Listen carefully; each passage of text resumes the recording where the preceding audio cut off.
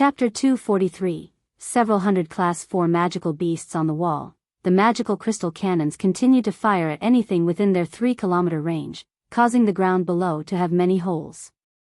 The soldiers in charge of recharging the cannons hurriedly scrambled about, grabbing Class 2 monster cores from chests to load the cannons. Although Wake City was a third-class city, it was extremely close to the magical beast mountain range where monster cores were abundant. So after many years of savings, the amount of monster cores they had stored away were fully capable of empowering 10 different cannons for up to 2 or 3 days of shooting. Jian Shen and the 2 envoys stood on the city walls along with the great Saint Masters and Yunli. Not a single one of them ran to participate, since these Class 1 and Class 2 magical beasts could be taken care of by the mercenaries down below. For now, they would wait for the Class 4 magical beasts so they would not squander their energy on the lower-leveled ones. If they did, then who would protect everyone from the Class 4 magical beasts? On top of the wall, Jian Shen looked at the various magical beasts with a look of lament. There truly are many magical beasts gathered here. Cat Ada nodded his head in agreement. Although this is the first time I've come to help Wake City during a magical beast wave, I still think this amount of magical beasts is quite excessive. Take a look at the back. There's a few hundred magical beasts who haven't moved yet. Based on their presence, I can see that they are Class 4 magical beasts. Surveying the back, Jian Shen saw a wide variety of magical beasts of every size and shape waiting. They weren't moving toward Wake City at all and instead kept their distance. Jian Shen wasn't as strong as Cat Ada, so he couldn't tell just how strong they were. Despite the fact that several hundred Class 4 magical beasts sounded quite unbelievable, Jian Shen knew that Cat Ada wouldn't lie about such a thing. These Class 4 magical beasts are equal to great Saint Masters in terms of strength. If our Wake City has a few 100,000 men, then the amount of great Saint Master experts among them pales in comparison. There definitely isn't enough to fight against these Class 4 magical beasts. Right now we can only rely on the magical crystal cannons.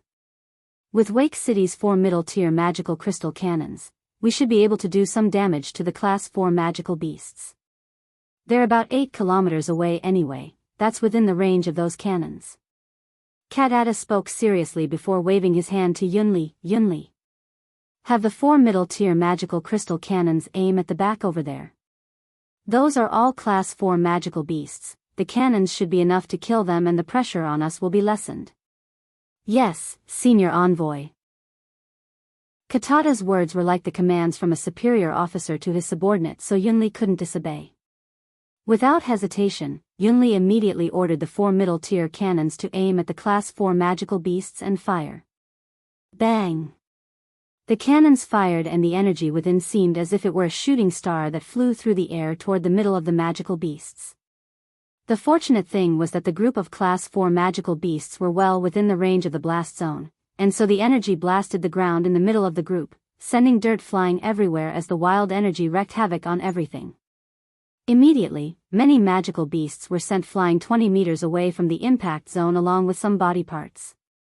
Blood spilled like rain down below. Soon enough, the body parts fell back down into the dust storm, making visibility 0. Ho! The Class 4 magical beasts all cried out in anger and the injured ones all glared at Wake City dangerously. Their eyes were filled with hatred as they suddenly charged at the walls without the previous patience. Aim at that cluster of magical beasts once more with the middle-tier cannons. Keep firing. Yunli called out with a hardened expression. From Katata's words, Yunli had guessed that that large amount of magical beasts were of the Class 4 level. Compared to the large amount of the magical beast numbers, the amount of great Saint Masters within the ranks of Wake City's soldiers and mercenaries was still far from the triple digits. At most, there were only a few dozen great Saint Masters that could stand their own against a Class 4 magical beasts, so for now the best way to deal with those magical beasts was to use the cannons to whittle away at their numbers. Thanks to the change of targets by the cannons, the previously safe and sound Class 4 magical beasts in the back had suffered a tremendous loss. The middle-tier cannons had brought about a disastrous amount of damage to their ranks, and with each new volley of cannon fire, even more lives were taken. A large amount of the magical beasts began to retreat as the cannons began to focus their fire on them. The remaining few began to snarl and roar as they charged at the walls. Because of the cannons, they had lost all rationality, and in their bloodthirst, they threw the other magical beasts out of the way and even killed a few of the weaker ones in their rampage. At that moment, each one of the magical beasts had broken free from the fearful control of the Class 5 magical beast. The middle-tier cannons continued to fire and fill the skies with sounds from each blast. Time and time again, crowds of Class 4 magical beasts went up in smoke, leaving a crater in the ground below. The Class 4 magical beasts were incredibly fast, however. As the middle-tier magical crystal cannons fired the fifth volley, they had already arrived within 500 meters of the wall. Because of the cannons, their numbers had went from several hundred to around 150 of them, and a great deal of them were injured to some degree as well. Despite the good news, however, the great Saint Masters still had extremely serious expressions on their faces. By then, before Yunli could say anything, the great Saint Masters immediately leaped off the walls down into the crowd of magical beasts. Only they could defend against the Class 4 magical beasts, and if those magical beasts were to fight against the saints or great saints, then there would be catastrophic damages to the human side. In a flash, the dozen great Saint Masters were all engaged in deep combat. At that moment, only Yunli, Jian Chen, and the two envoys were left on the walls without any other great Saint Master there. Even the 7 great Saint Masters from the Flame Mercenaries were beginning to fight the Class 4 magical beasts. Chapter 244, Jian Chen's Action. A fast sword. The area around Wake City had already become a bloody battleground, with 200,000 mercenaries and armored soldiers fighting by the city gates. They had already speared their way through a few kilometers and were soaked with the blood of a few magical beasts. In the back, many of the support soldiers streamed about the battleground with stretchers so that the fallen could be brought back to the city to recover. The entire battleground was dyed red with blood as the greasy smell of battle wafted through the air and into the noses of everyone fighting. Although the battle had only gone on for a small amount of time, the ground was littered with the corpses of magical beasts and humans alike. Every second a person would get injured, while the next second another person would die. 100 Class 4 magical beasts and a few dozen great Saint Masters were fighting against each other, but the situation wasn't looking too well for the humans. A Class 4 magical beast required 2 great Saint Masters to fight against, but at the moment, each magical beast was fighting against 1 great Saint Master. For a short while, the great Saint Masters would be fine, but if time dragged on for too long, then the situation would be hard to tell. Since magical beasts had a natural superiority, humanity could only rely on their saint weapons to fight against the magical beasts, but when that ran out, then their lives would be in extreme danger. The 10 magical crystal cannons on top of the city walls never stopped firing, so the air was filled with the tremors and ear-deafening blasts of explosions that claimed the lives of multiple magical beasts whenever they slammed against a group of them. As the war went on for a longer period of time, the amount of injured people increased as well. The stretchers of men continued to weave in through the city gates, with the injured men laying on them crying out in pain. Many of them were missing an arm or a leg, and so the amount of people fighting against the magical beasts began to lessen. Thus, the pressure began to increase on everyone. If this were to go on for any longer, then the surrender of Wake City would only be a matter of time. On top of the walls, Lord Yunli looked at Jian Chen and the 2 envoys with a troubled look. This magical beast wave has more magical beasts than before, and even more Class 4 magical beasts than anticipated. Their numbers far outweigh our great Saint Masters, and if this goes on for any longer, then even if the Class 5 magical beast doesn't attack, the Class 4 magical beasts will trample Wake City. I've looked at the records of the past magical beast waves, and I'm afraid that this wave is definitely the most serious one. The amount of Class 4 magical beasts has never gone over 50. But there are well over several hundred of them. God damn it, could all of the Class 4 magical beasts from the Magical Beast Mountain range have come running over? Yunli wiped at his eyebrows to clear away the sweat. The 2 envoys didn't say a word, so Yunli continued to speak. Senior envoys, do you have any solutions on how to deal with this situation? Katata shook his head with an equally serious expression. I've none. Right now we shouldn't make a move yet. That hidden Class 5 magical beast is extremely strong, so my brother and I must remain here and save up our strength until the moment of its appearance to ensure the best chance. If we waste our energy now, then when that Class 5 magical beast attacks, we won't have a chance of defeating it, Yunli's face grew whiter and whiter as he listened to Katata's words. His entire body began to shake as he observed the battleground below them. His eyes couldn't help but widen and tear up a bit as he muttered, "Could it be? Could this day be the last day for my Wake City?" The two Earth Saint Master envoys were the greatest stabilizers to Yunli's heart, but with Katata's words revealing that it would be difficult to deal with the hidden Class 5 magical beast even if he and his brother joined hands, those words were like a clap of thunder to Yunli's eardrums. By now, he was feeling a great deal of despair. Seeing the look on Yunli's face, Jian Chen let out a breath of air. "Then I'll go down to help. The threat of the Class 4 magical beasts is far too big for us to ignore anyways." With that, Jian Chen leaped down the 50-meter-tall city wall. In midair, Jian Chen's body began to speed up somehow like a speeding bullet toward the Class 4 magical beasts. The new member of the Flame Mercenaries, Duo Kong, was currently fighting against a Class 4 magical beast. This Class 4 magical beast was a 3-meter-long black cheetah with extremely fast movements. Both of its paws swished through the air as the extremely sharp talons flew at Duo Kong. Along with the claws, the cheetah roared loudly with a jaw full of blood from the various times Duo Kong was hurt. The black cheetah's eyes were crimson with bloodlust as they glared at Duo Kong almost as if he were its prey. Growling with an angry snarl, its entire body suddenly disappeared in a blur as it shot toward Duo Kong. In that instant its sharp talons glistened in the sunlight as it flew at Duo Kang's chest. Duo Kang's eyes flashed dangerously with no fear at all as the Saint Force-enhanced weapon in his hands slashed at the cheetah. The sword and talons met against each other with a large ear-screeching sound as the blast of the impact forced Duo Kang to fly back a few steps. Duo Kang's Saint weapon wasn't enough to cause any sort of damage to the cheetah. The cheetah was momentarily sent back before instantly bounding forward to slash at Duo Kang's back from behind. Duo Kang had not yet fully stabilized his footing after the cheetah had sent him flying backward, so it was hard for him to attack the beast with the same strength as before. Helplessly, he could only bring his sword across his body to protect himself against the claws. The cheetah's claws swiped at Duo Kang's Saint weapon, causing the sword to be knocked back a bit. With the sword firmly out of place, the cheetah suddenly opened its jaws in an effort to bite Duo Kang. With his Saint weapon out of the way, Duo Kang's actions were severely limited. Seeing the wide-open jaws of the cheetah, Duo Kang's face suddenly changed and he abruptly swung his head out of the way.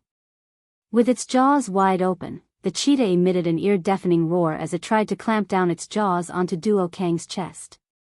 Duo Kang's face was extremely serious. This cheetah had been exceedingly clever when it had attacked him with its claws, leaving him unable to retaliate at all. It would seem that today would be a hard day to escape calamity, since this magical beast was even stronger than he was, and Duo Kang wasn't able to fight against the cheetah with his Saint weapon. This time as Duo Kang dodged the fangs, he could feel some color come back to his face. If he were just 1 second slower dodging the fangs, then his chest would have become a bloody mess. What a troublesome matter this is. Duo Kang had a look of despair. Right now he was almost at the whim of the cheetah. With the cheetah attacking at any time, it was getting harder and harder to dodge. This time, a small childlike sized tail suddenly wrapped around Duo Kang's neck, making all movement impossible for him now. Once more, Duo Kang's face turned deathly pale as his eyes gleamed with despair. With his neck captured by the tail, he could no longer dodge the next strike from the black cheetah. Even his Saint weapon, the most important item to his life, wouldn't help him here. He would sooner die than relinquish his Saint weapon. The iron scent of blood stung Duo Kang's nose as the cheetah's bloody jaw encaptured Duo Kang's eyes once more. Just before Duo Kang was ready to accept his death, a silver light suddenly flashed in the corner of his eyes. Startled, Duo Kang could only see a silver lightning-like trail of light fly straight through the cheetah's throat. The bloody jaws of the cheetah immediately came to a close just an inch away from Duo Kang's chest. The putrid scent of its jaws was so nauseating to Duo Kang's nose that he didn't dare breathe. Duo Kang was instantly dazed, but the moment he saw the long blade insert itself deep within the cheetah's throat, a look of pure joy appeared within his eyes. This blade was one he was extremely familiar with because he knew just who the owner was. Duo Kong couldn't help but feel extremely grateful after his narrow escape from death. Turning his head to look at the 20-year-old youth to the side, he called out emotionally, "Captain." On this road between life or death, Duo Kong finally realized just how beautiful living was. Although Duo Kong had been in many life or death situations, he had never been in such a perilous situation as this one. If Jian Chen was a second too slow, then his life would have been forfeit and his body a corpse. Jian Chen slowly took the light wind sword out from the cheetah's neck and spoke out to Duo Kong, "Go help out the others, make sure our flame mercenaries lose as few men as possible." "Yes, Captain." Duo Kong immediately responded. Grabbing at the tail still enwrapped around his neck, he uncoiled it and cut away the ear of the cheetah. Then storing it into his space belt, Duo Kong immediately ran off to help out the other brothers of the flame mercenaries. Jian Chen didn't hesitate at all as he immediately ran off to the next closest Class 4 magical beast. This next one was a viper with 6 Saint Masters fighting against it. 2 of them were injured, leaving the remaining 4 to weave in and out in attempts to protect themselves. Each strike was getting harder to dodge and they were already in a miserable condition. The viper's poison that was spat out at them was enough to make all of the Saint Masters there afraid of coming into contact with it. So the 6 Saint Masters could only try to run away from the viper. Suddenly, a silver arc of light streaked by them and immediately pierced into the vitals of the viper before it could even respond.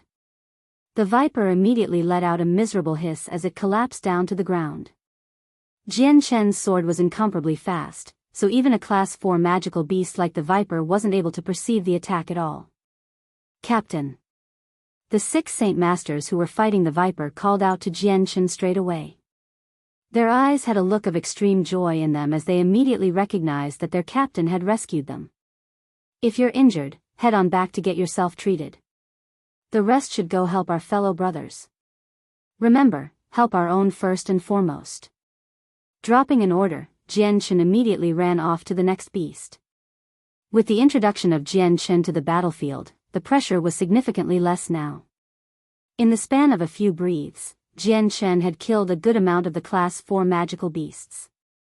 Each and every strike of his was unbelievably fast as he weaved in and out of the battlefield. Practically no Class 4 magical beast could dodge Jian Chen's sword, and so with each stab from his sword, another magical beast had its throat stabbed, dying before realizing what was happening. Following the series of Class 4 magical beasts dying in one strike, more and more people on the battlefield were quickly regaining the higher ground. Immediately, each group would run off to help another group fight off a Class 4 magical beast, causing the pressure on everyone to lessen dramatically. Jian Chen traveled forward and backward by himself toward the next closest Class 4 magical beast with his light wind sword continuously flashing with light from each stroke. Whenever a Class 2 or Class 3 magical beast got too close, they would be slaughtered ruthlessly. In Jian Chen's path of destruction, he had left behind a bloody trail. In the time it took to burn a single incense stick, 40 Class 4 magical beasts had died by Jian Chen's hand and countless more Class 2 and Class 3 magical beasts. In the beginning, Jian Chen's strength at the peak Saint Master level was enough to kill a Class 4 magical beast. Now that he was at the Great Saint Master despite being only at the primary level, his strength had been multiplied. Killing a Class 4 magical beast was now much easier than before and didn't require as much energy.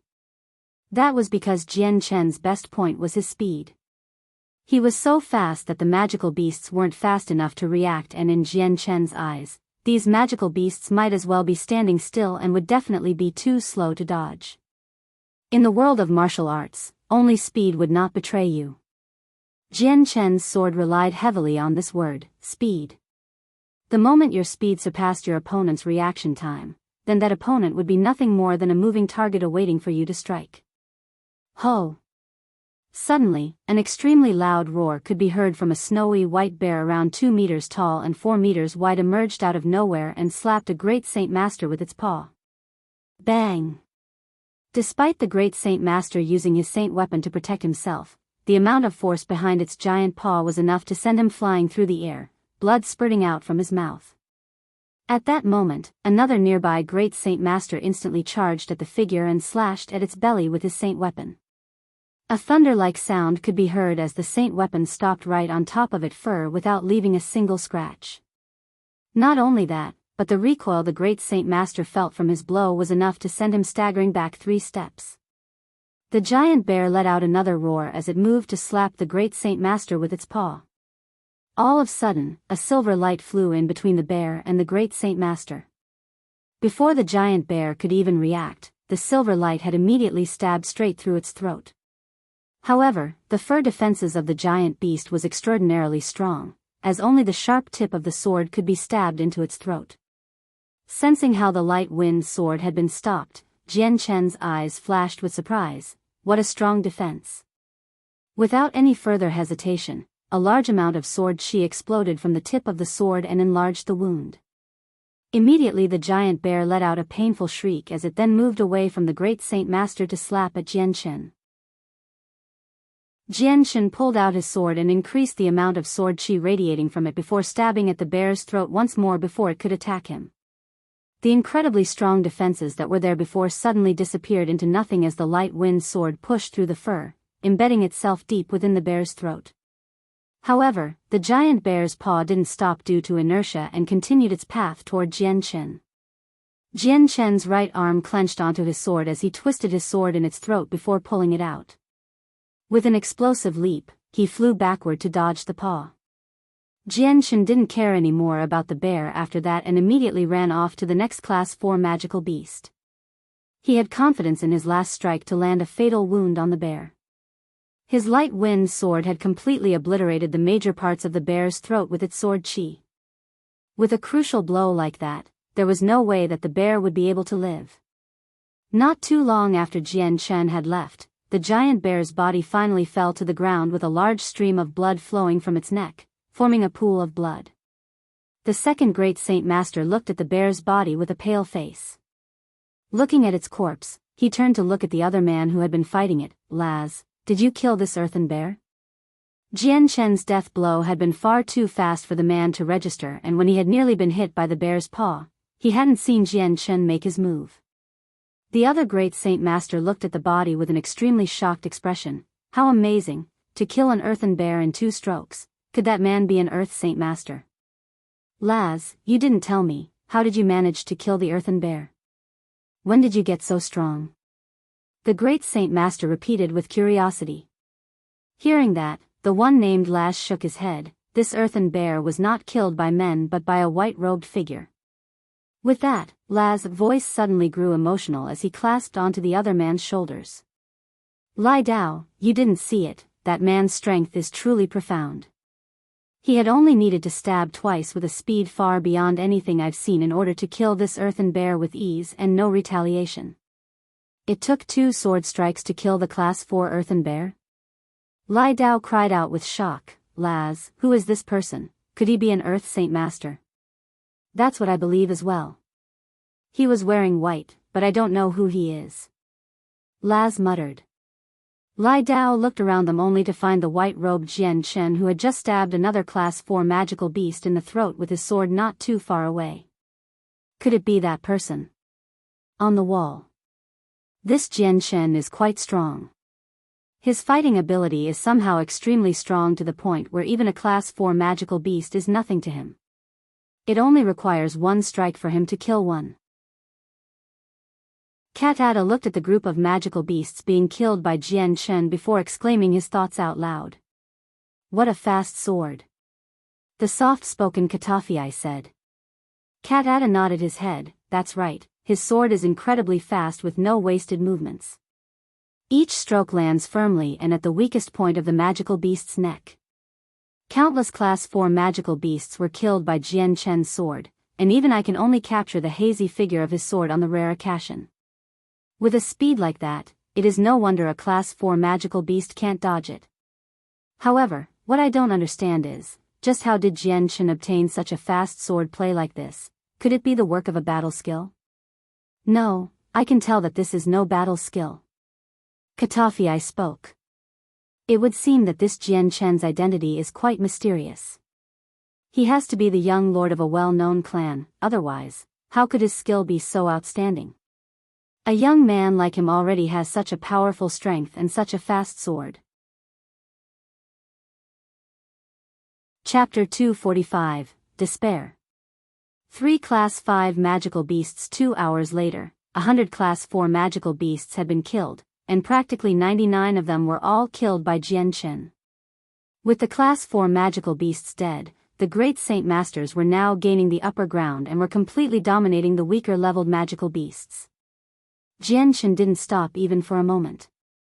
The Class 3 magical beasts were his new goal. Separating himself from the others, he immediately set about killing every Class 3 magical beast in sight. Soon enough, the surrounding environment around Jianghu was filled with a small mountain of magical beasts that had been completely slaughtered by him. Within another crowd of magical beasts, Jianghu constantly brandished and thrust his sword at an unbelievable speed while maintaining a style of movement that seemed as if he were dancing. Around him on the ground, magical beasts were falling one by one without realizing that they were dead. Their strength was only that of a Class 3 magical beast and were not able to even go up against Jianghu's might. Almost as if he had eyes on the back of his head, Jianghu could always quickly dodge out of the way from a sneak attack from behind. Even if he were surrounded, he was not afraid at all and instead began to reap the lives of the magical beasts like a god of death. Against Jianghu, who seemed to be the embodiment of the god of death, these magical beasts were not afraid at all. Their bloodthirst was instead increasing their berserk nature, yet they did not run at Jianghu just yet. Instead, each one began to roar out loud with a roar that seemed to reverberate across the horizon. Ho! Just then, another heaven-shaking roar emerged from the forest and shook even the ground everyone was standing on. The moment the magical beasts fighting near Wake City heard the angry roar, a look of fear entered their eyes, and they began to shake as if they were cold. Even the magical beasts that had saint weapons slashed into their bodies just stood there without retaliation, almost as if their terror had prevented them from making a move. Slowing down his slaughter of the magical beasts, Jianghu pointed his sword at the ground at such an angle that all of the blood on it dripped off. He didn't understand just why the magical beasts were shivering with fear, but when he followed their gaze toward the magical beast mountain range, he suddenly understood.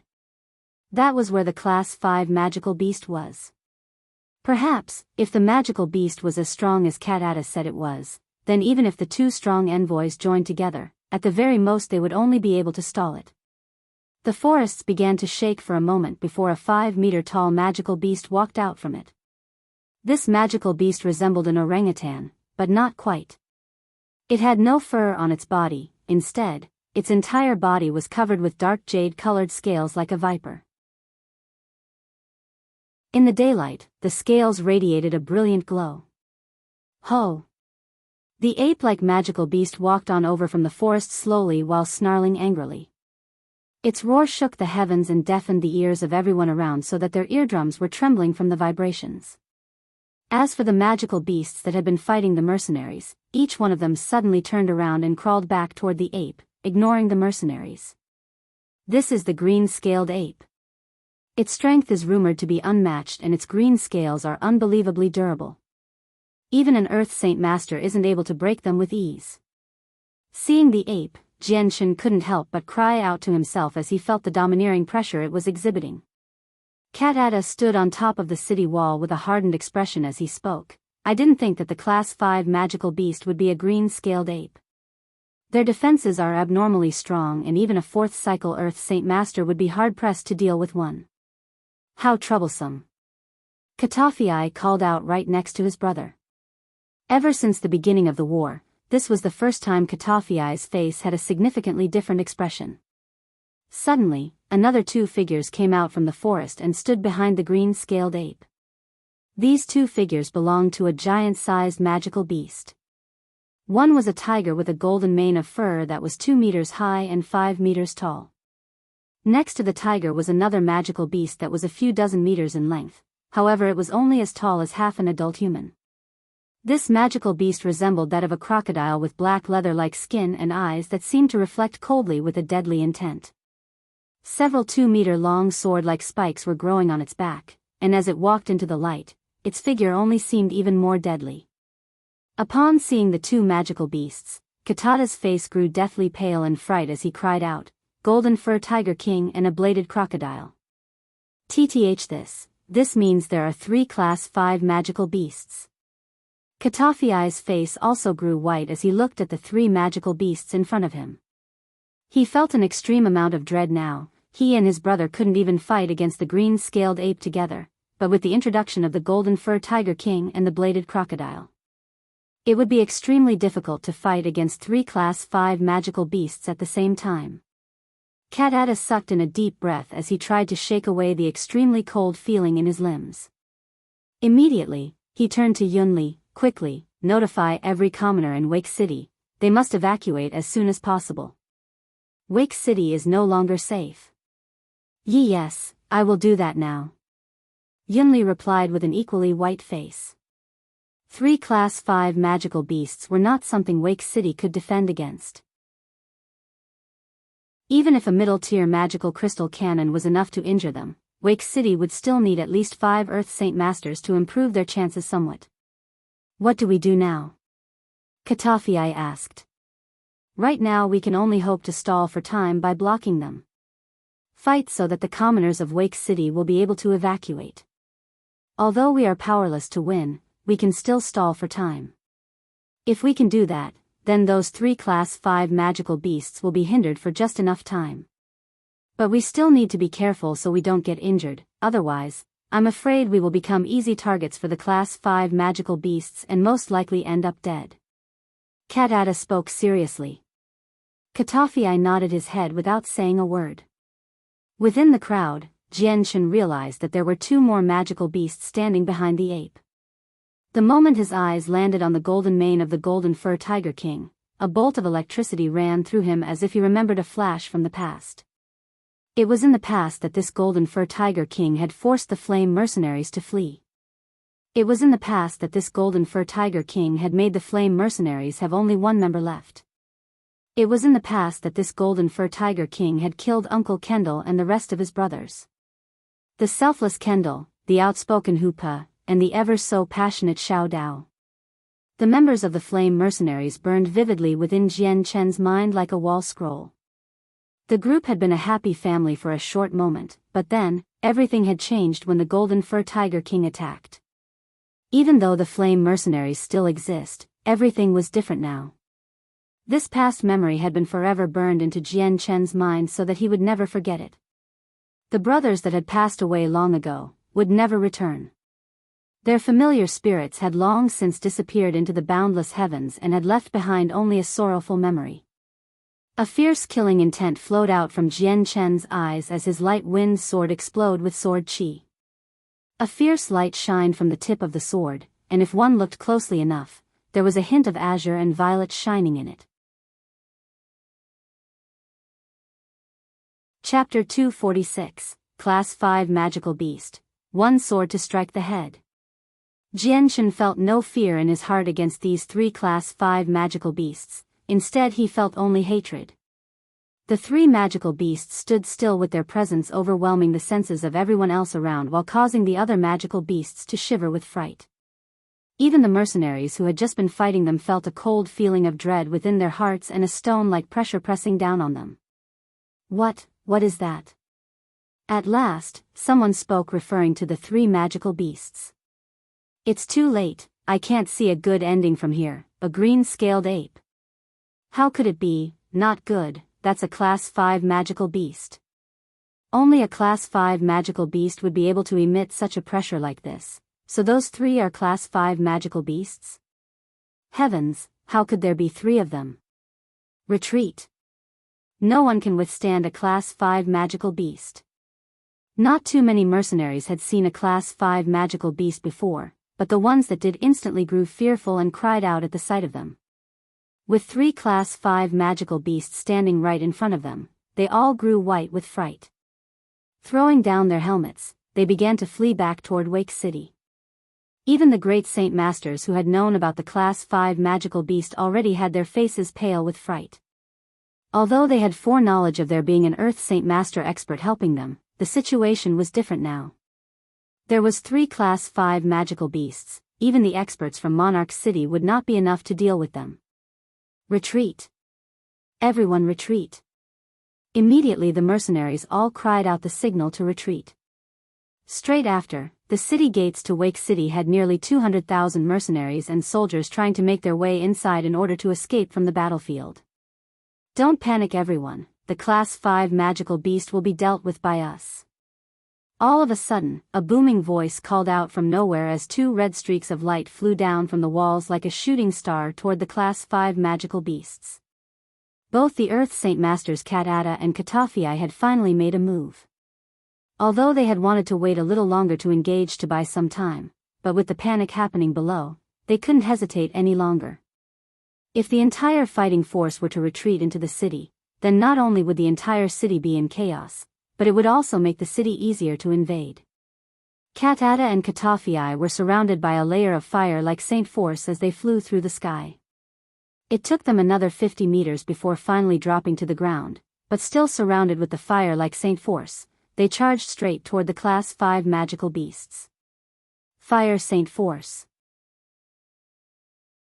That type of fire-like essence, that's something only an Earth Saint Master with a profound mastery of the Fire Saint Force can accomplish. Earth Saint Master, so there were experts like that here? To think that there would be an Earth Saint Master here. Damn it all, who gives two fucks about a Class 5 magical beast then? We have two Earth Saint Master experts on our sides. Brothers, forward. Kill those bastards and take revenge for our dead. Upon seeing the layer of fire surrounding Cat-Ada and Katafii, many of the mercenaries were overjoyed and shouted out in disbelief. Their presence was almost like a tranquilizer to the men who had been frightened at the sight of those Class 5 magical beasts. Only a small amount of the mercenaries still had a look of worry on their faces. Magical beasts had an innate superiority compared to humanity. If there were 3 Class 5 magical beasts, then what could 2 Earth Saint Masters do? Let me handle the Golden Fur Tiger King. Jianghu exclaimed as he flew toward the 2 brothers with no hesitation. His light wind sword was ready at his side as he flew at the 3 Class 5 magical beasts with blinding speed. Almost as if he were gliding across the ground, Jianghu had instantly cut apart any magical beasts in his way with the azure and violet glows from his sword, making his path all but unhindered. At this moment, the azure and violet glow on the light wind sword made it seem like a sharp spear that was capable of destroying any defense and killing anything. Even the countless waves of magical beasts were utterly incapable of stopping Jianghu for even a moment. It was almost as if Jianghu was a godlike being right now, with power that was unmatched by anything. Even more so, it was like he could kill with just a lift of his finger and will. Cat-Ada and his brother had already been close enough to the Class 5 magical beasts with their Fire Saint Force surrounding their bodies to begin attacking. With each strike they made, the 3 Class 5 magical beasts retaliated. Their battles had already deformed the area around them beyond recognition. Their fighting energy had been splashed about in ripples of energy that flew everywhere and shook the earth. With each attack the energy grew bigger and bigger in intensity. Ho! The green-scaled ape roared angrily as a human's chest-sized fist came gleaming down with a green color onto Cat-Ada with a terrifying amount of force. Cat-Ada threw himself out of the way in order to dodge the fist. With a loud bang, the fist landed on the ground where Cat-Ada had just been. A large amount of energy rippled across the ground, and when the fist was lifted, there was a 3-meter deep and 5-meter long crater below. On one side, the bladed crocodile spat out a gray-colored ball of energy toward Katafii while simultaneously readying its bladed spine. Leveling it horizontally to the ground, the spine suddenly flew at Katafii with blinding speed. A glimpse of golden fur could be seen as the Golden Fur Tiger King let out an ear-piercing roar. Its claws, which were strong enough to shatter rock and split metal, flashed dangerously as they swiped at Katafii while a foul smell of blood could be smelled as it also tried to bite him. Katafii and Cat-Ada didn't dare defend head-on with any of the strikes from the 3 Class 5 magical beasts. The both of them knew that they were definitely not an opponent for any of the 3 magical beasts, and so it was not possible for them to win at all if they tried to go head-to-head. It would also consume their Saint Force rapidly and make escaping difficult. All they wanted to do was stall for time and gather the attention of the magical beasts. It was at this moment that Jianghu had finally arrived with his eyes burning with a furious anger. Staring at the golden mane of the Golden Fur Tiger King, his light wind sword began to increase with respect to the luster of the azure and violet glow, but the presence of the sword's spirits had not yet been revealed. No one would have expected to see that the azure and violet glows on Jian Chen's sword contained a terrifying amount of power. Disappearing in a blur, Jian Chen flew at the golden fur tiger king who was in the midst of attacking Katafii. His eyes locked onto the throat of the golden fur tiger king and his light wind sword blazed with the azure and violet light as it flew toward the magical beast. Although it had sensed Jian Chen's attack, the Class 5 magical beast had some innate knowledge that told it that Jian Chen was only at the Great Saint Master level. To the golden fur tiger king, Jian Chen was nothing more than an ant, so it didn't care for him.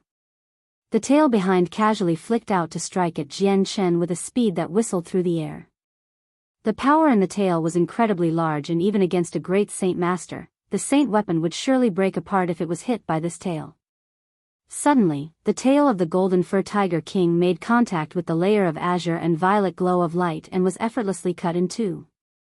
However, the part that had been cut off resumed its trajectory path due to inertia and hit Jian Chen in the arm, which consequently forced Jian Chen's sword arm to aim down from the tiger's neck. Ho! The golden fur tiger king let out an ear-splitting shriek of pain to the point where both the envoys and Jian Chen thought their eardrums would shatter. It's just like last time.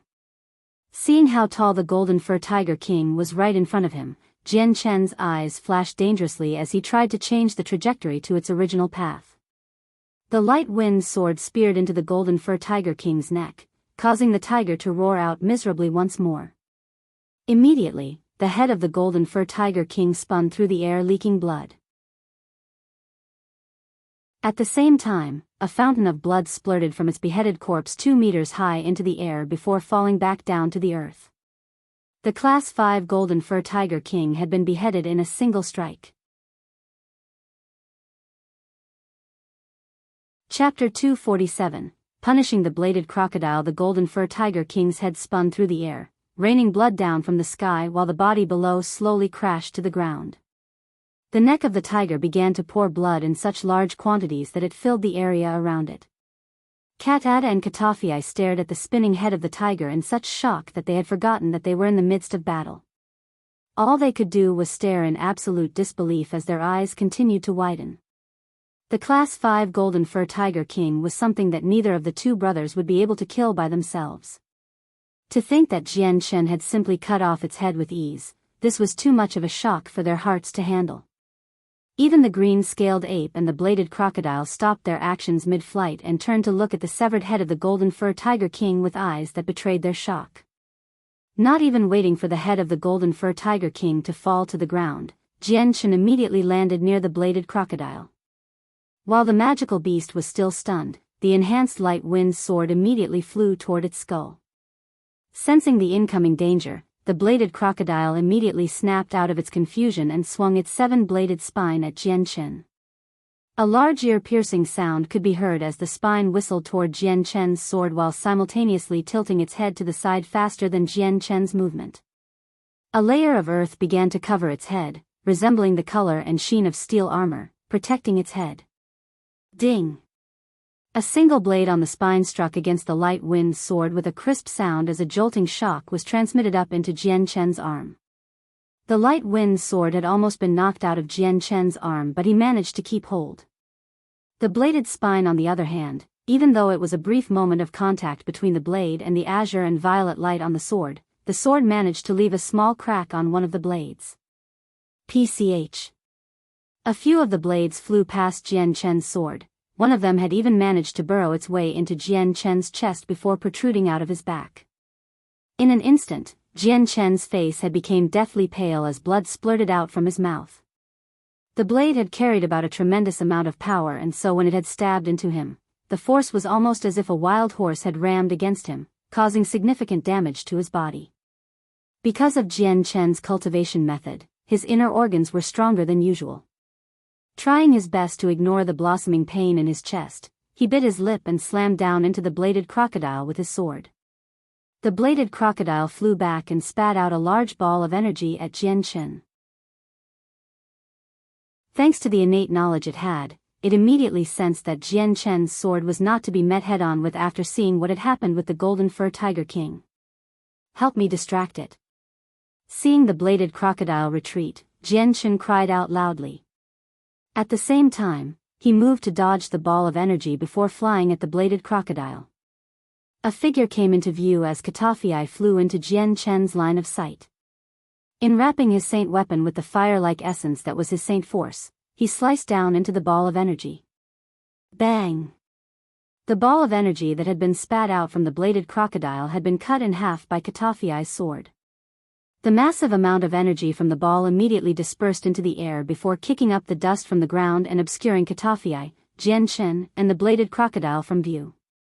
Catafii filled the air around him with the light from his fire-like essence as he moved forward at an extremely fast pace. Despite the dust completely obstructing his visibility, it did not restrict his movements. The flame-like light would flicker brightly at times. When Catafii swung his sword with his entire might, the dust around his sword seemed to have evaporated because of his fire saint force. As the dust cleared away, Jianghu could only see Catafii send the bladed crocodile's body into the air. Its body was so big that it managed to cover a large part of the sky while its bodily defenses had been split in two with blood pouring out. Flickering away from sight, Jianghu quickly soared into the air. Before the bladed crocodile could even fall back down to the ground, Jianghu's light wind sword gleamed with an azure and violet light as he stabbed at its skull at an incredibly fast rate. The audience could only see the bladed crocodile fly through the air with its blood spilling in the air, and then Jianghu came out of nowhere and rendered its head into ground meat. With the azure and violet glows, the bladed crocodile's defenses had been nothing more than tofu, and it had instantly folded against the light wind sword. The gigantic body of the bladed crocodile finally fell to the ground without moving. Its own head had been split apart into multiple pieces as blood and brain matter began to spill out from the various sword wounds on its head. Bang! Not too far away, Katata had been hit by the green-scaled ape, causing him to be sent flying backward like a speeding bullet through the air while spitting out blood. The green-scaled ape turned to look at the splattered bladed crocodile with an ominous glint in its eyes. Turning its head to the sky, it let out a roar of sorrow before grabbing a 30-meter-long tree to swing at Jianghu. Jianghu didn't bother to move. Instead, the light wind sword enshrouded the area with a bright glow of light before instantly shaving away the tree into wood shavings.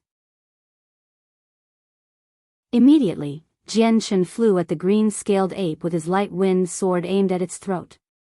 Howling angrily, the green-scaled ape lashed out with its foot to kick Jianghu away. Ugh! Jianghu spat out another mouthful of blood as he was sent flying back due to the kick. His face paled in color as he got up from the ground 30 meters away from his initial position. His chest had sunken in on itself in a terrifying way thanks to the absolutely inconceivably strong amount of force behind the ape's kick. Even the bones within his body had been crushed and his inner organs had suffered significant damage as well. The green-scaled ape stared at Jianghu with a death glare before charging straight for him. With each step, the floor trembled with shock to signify just how strong this beast was. At this moment, an intense amount of sword chi with a flame-like essence flew at the green-scaled ape. Right behind the sword chi was Catafii with his sword. Without even looking at the red sword chi, the green-scaled ape swatted away the flame-like sword chi and forced it to dissipate into nothingness. Because of how Jianghu had killed 2 Class 5 magical beasts almost by himself, the green-scaled ape was forced to focus on him the most. Catafii's face hardened as he looked on from far away. Seeing how Jianghu was struggling to get up, his face paled as he realized the green-scaled ape would reach him in no time. Catafii, the strength of the green-scaled ape should be that of a 5th cycle Earth Saint Master. Its strength is too massive to go head-to-head, so just try to stall for time. Katata's weak-sounding voice called out. Chapter 248, heavily injuring the ape. A surge of fire saint force rippled out from Catafii's body as it formed a faint shield around him, making it seem as if the god of fire had just descended. The green-scaled ape still paid no attention to Catafii. Both of its eyes were focused on Jianghu with a bloodthirsty and malicious glare as if it had a deep grudge against him. Wincing from the pain in his chest, Jianghu staggered up from the ground. The bones in his chest had already fractured and some pieces had even started to stab into his inner flesh, causing him to feel so much pain that a thick blanket of sweat could be seen on his forehead. Watching the green-scaled ape come running at him, Jian Chen's face grew solemn. He knew that the 3 Class 5 magical beasts were on friendly terms with each other, so when he had killed 2 of the 3, the green-scaled ape would definitely come running at him. Upon seeing how the green-scaled ape had essentially ignored him, Katafi growled under his breath as another explosion of fire essence came out from him before forming a 3-meter-long blade. Cloudfire Blade. With a loud shout, the floating red blade above his head immediately flew through the air like a shooting star with the green-scaled ape as its destination. It was then that the green-scaled ape finally halted its movement. Snarling angrily, it raised a fist to smash apart the Cloudfire Blade. Straight away, the Cloudfire Blade was smashed into pieces from the ape's fist. The energy splashed all over the area and filled the sky with its heat before incinerating any nearby plant life into ashes. Upon the disappearance of the flame, Katafi's body fell from the sky like a kite without a string. His body fell 20 meters from the sky before finally crashing down to the ground with an extremely pale face. The green-scaled ape's body shook slightly as it looked at the wound on its fist. The scales on that part of the fist had been obliterated and a green liquid began to drip down slowly from its fist to the ground. Ho! Roaring angrily once more, it raised a fist to strike at the grounded Katafi. With this, it had finally changed targets from Jian Chen to Katafi and moved closer to him. An injury by Katafi would not be excused by the ape. Cloudfire Blade. Just as the green-scaled ape was completely focused on Katafi, Katata suddenly rose up into the air and slashed at the green-scaled ape with another Cloudfire Blade. As soon as the Cloudfire Blade made contact, the green-scaled ape's shoulder immediately began to bleed. What a strong defense! Katata cried out. The defense of the green-scaled ape was far beyond what he had expected. To think that even after using his entire strength, there would only be a small amount of damage. Suddenly a large palm came toward Katata to smack him down. Borrowing the body of the green-scaled ape, Katata kicked off from the ape in order to dodge the strike. With bloodthirsty eyes, the green-scaled ape swung toward Katata with an arm ready to strike Katata down from the air once more. Katata's face changed immediately. Since he was in midair, he had no way of moving, and so with the green-scaled ape's fist, there was no way of dodging it. Katata let out a loud shout as a large amount of fire saint force exploded from his body. In an instant it covered his entire body before using his saint weapon to slash at the green-scaled ape's fist. The green-scaled ape wasn't afraid and the fist continued to move in a fluid motion to swat Katata. A layer of green scales immediately came close to hitting him. Katata's sword was knocked aside from the force of the green-scaled ape's fist before landing fiercely onto his body. With a bone-breaking sound, Katata's body was sent flying with blood coming out from his mouth. At the same time, Jian Chen resisted the great feeling of pain within his chest and soared toward the ape. With the light wind sword flashing dangerously, he stabbed at the throat of the green-scaled ape. The green-scaled ape suddenly turned its head to look straight Jian Chen. Despite the sword coming at it, he didn't move to dodge the sword and instead lifted a giant hand to swat at Jian Chen. The ape had complete confidence in its defenses. If 2 Earth Saint Masters weren't able to cause any major sort of damage on it, then a great Saint Master like Jian Chen wouldn't even land a scratch. PCH. For a brief moment, the light wind sword was stopped by the defensive scales on the ape's neck. Then, the azure and violet glows on the light wind sword instantly cut through the scales like a hot knife through butter, and the blade was inserted deep within its throat. Paw! Almost at the same time, the green-scaled ape's palm slammed against Jian Chen's chest with an unbelievable amount of force, causing some of his inner organs to rupture. Flying away from the fist, Jian Chen began to vomit blood as he felt excruciating pain in his body. Ho! After a fatal blow to the throat, the green-scaled ape cried out angrily toward the heavens, causing the group of magical beasts around it to shiver in extreme fear. From far away, the mercenaries all stopped what they were doing and slowly turned to look at the green-scaled ape. Each one of them knew that whether Wake City could be saved or even if they could survive, depended on this one battle. Not only was this battle determining Wake City's future, but also whether or not the entire group of humans there would live or die. Green liquid slowly dripped down from the throat of the green-scaled ape in an endless stream. Despite it slowly losing its life, its eyes carried a malicious and dangerous glare as it strode toward Jian Chen. At that moment, another 2 streaks of red light flashed as Cat Ada and Katafii charged toward the green-scaled ape. The both of them knew what had to be done. With the Golden Fur Tiger King and Bladed Crocodile dead, the 2 of them could do what they had initially planned on, killing the Class 5 magical beast. Brother Jian Chen, while we stall the green-scaled ape, find an opportunity to kill the beast. Cat Ada cried out from his position. Despite the 2 of them suffering from heavy wounds themselves, they could both manage to stall for time if they worked together. Furthermore, the green-scaled ape itself had suffered serious wounds on its neck. Despite it not dying straight away, its strength would surely be less than before. Katafii and Cat Ada continued to fight the green-scaled ape and were periodically sent flying backwards at least 3 times. The 2 of them were suffering from grave wounds, but finally, Jian Chen had found an opportunity, and with one final leap toward the green-scaled ape, he slammed his sword into its head with sword chi, enforcing it for a stronger effect. The green-scaled ape's gigantic body began to shake slowly. With a tiny wobble, it finally came crashing down to the ground. As for Jian Chen, with no more energy left in his body, he fell to the ground unconscious as well. Chapter 249, Radiant Saint Master Class. Sometime after, Jian Chen had finally woke up.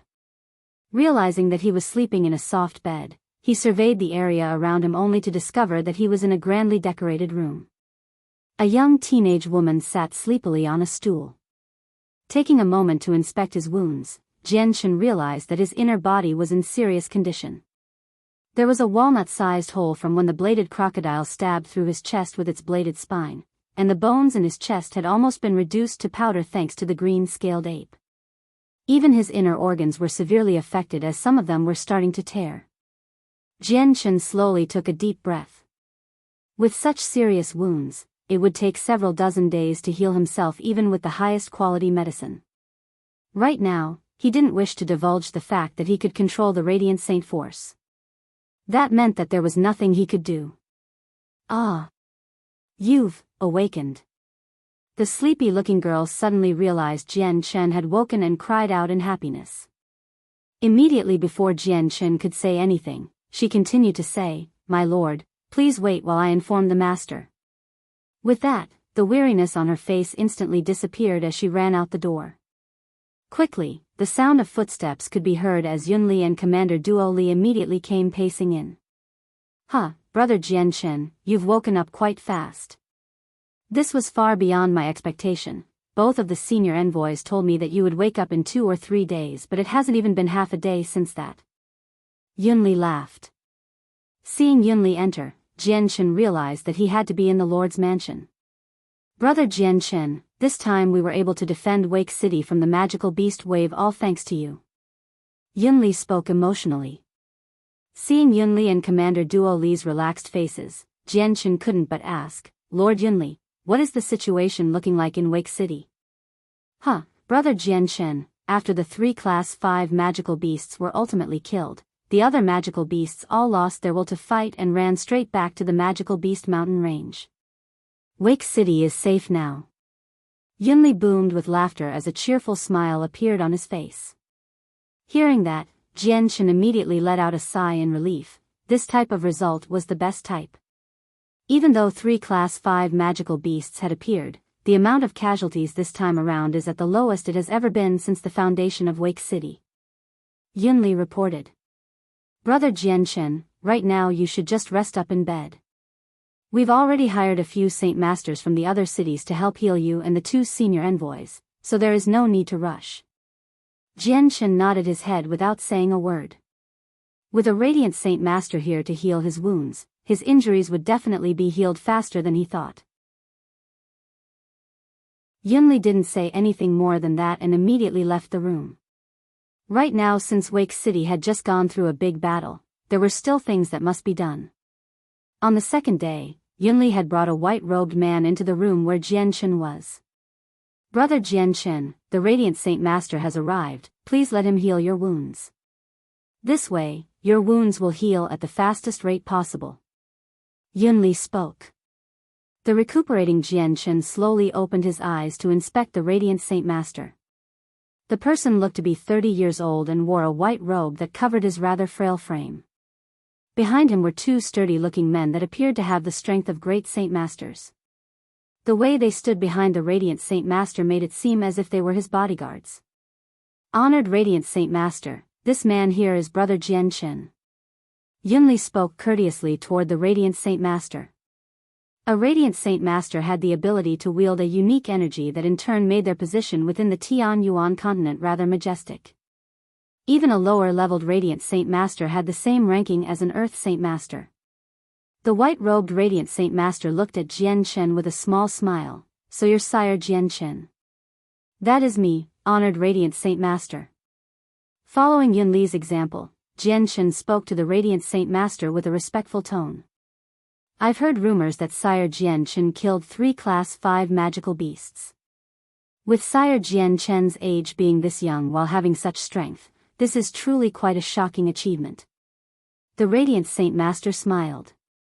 "Honored Radiant Saint Master, I can only assume you've heard half of the rumors. Could it be that you didn't hear about the 2 envoys of the Earth Saint Master level?" Jianchen spoke softly. The Radiant Saint Master could only smile without a single word.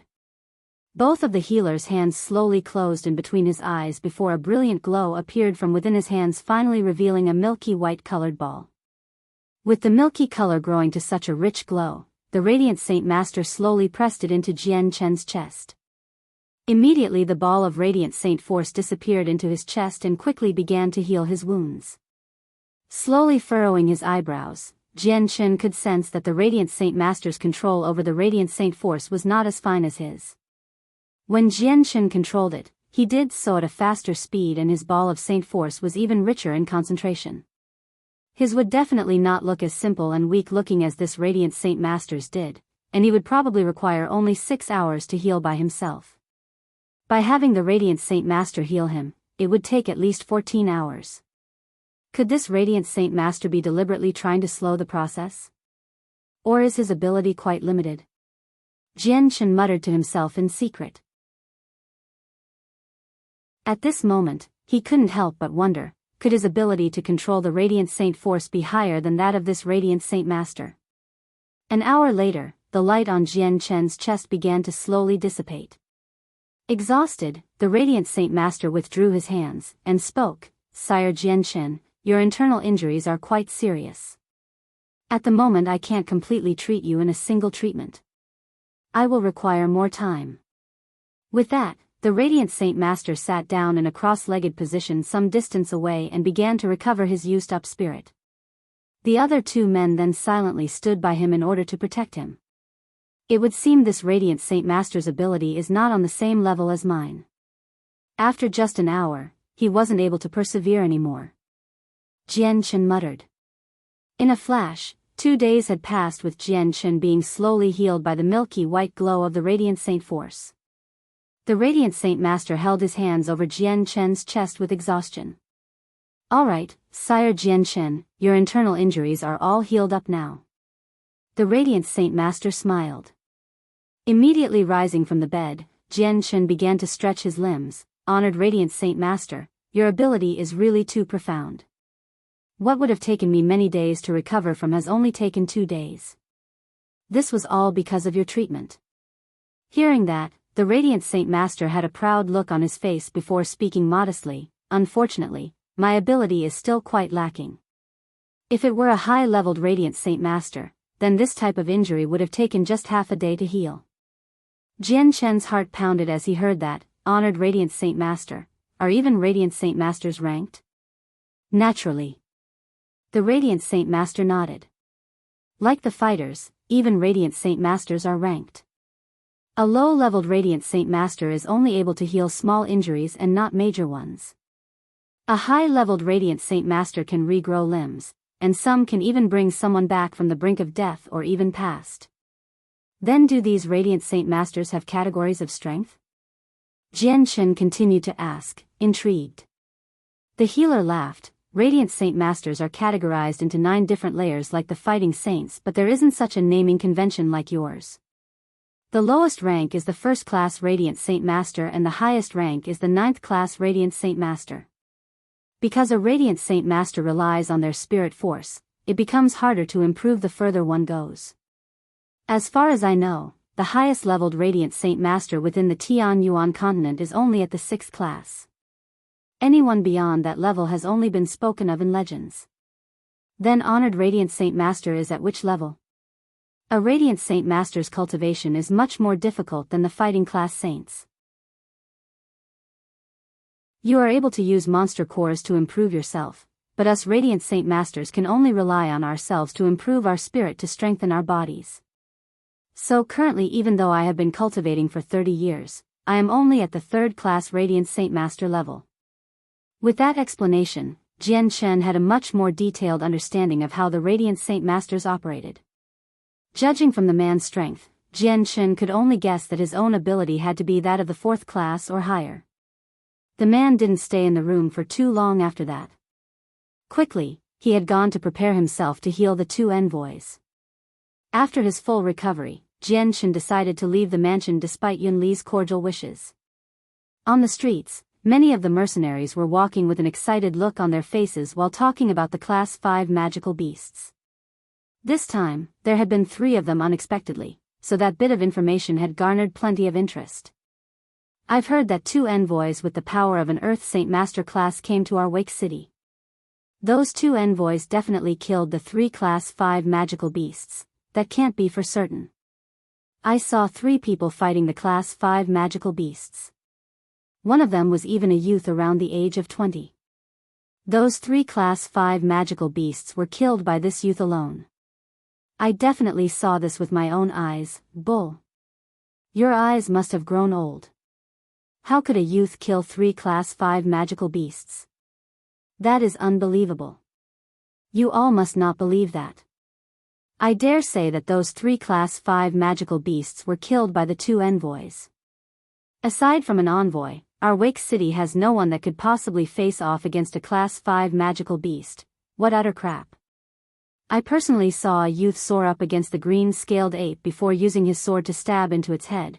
The cacophony on the streets grew louder and louder as everyone continued to talk about the topic of the Class 5 magical beasts. Upon hearing this chat, Jian Shen couldn't help but laugh as he walked toward the Kai clan's compound.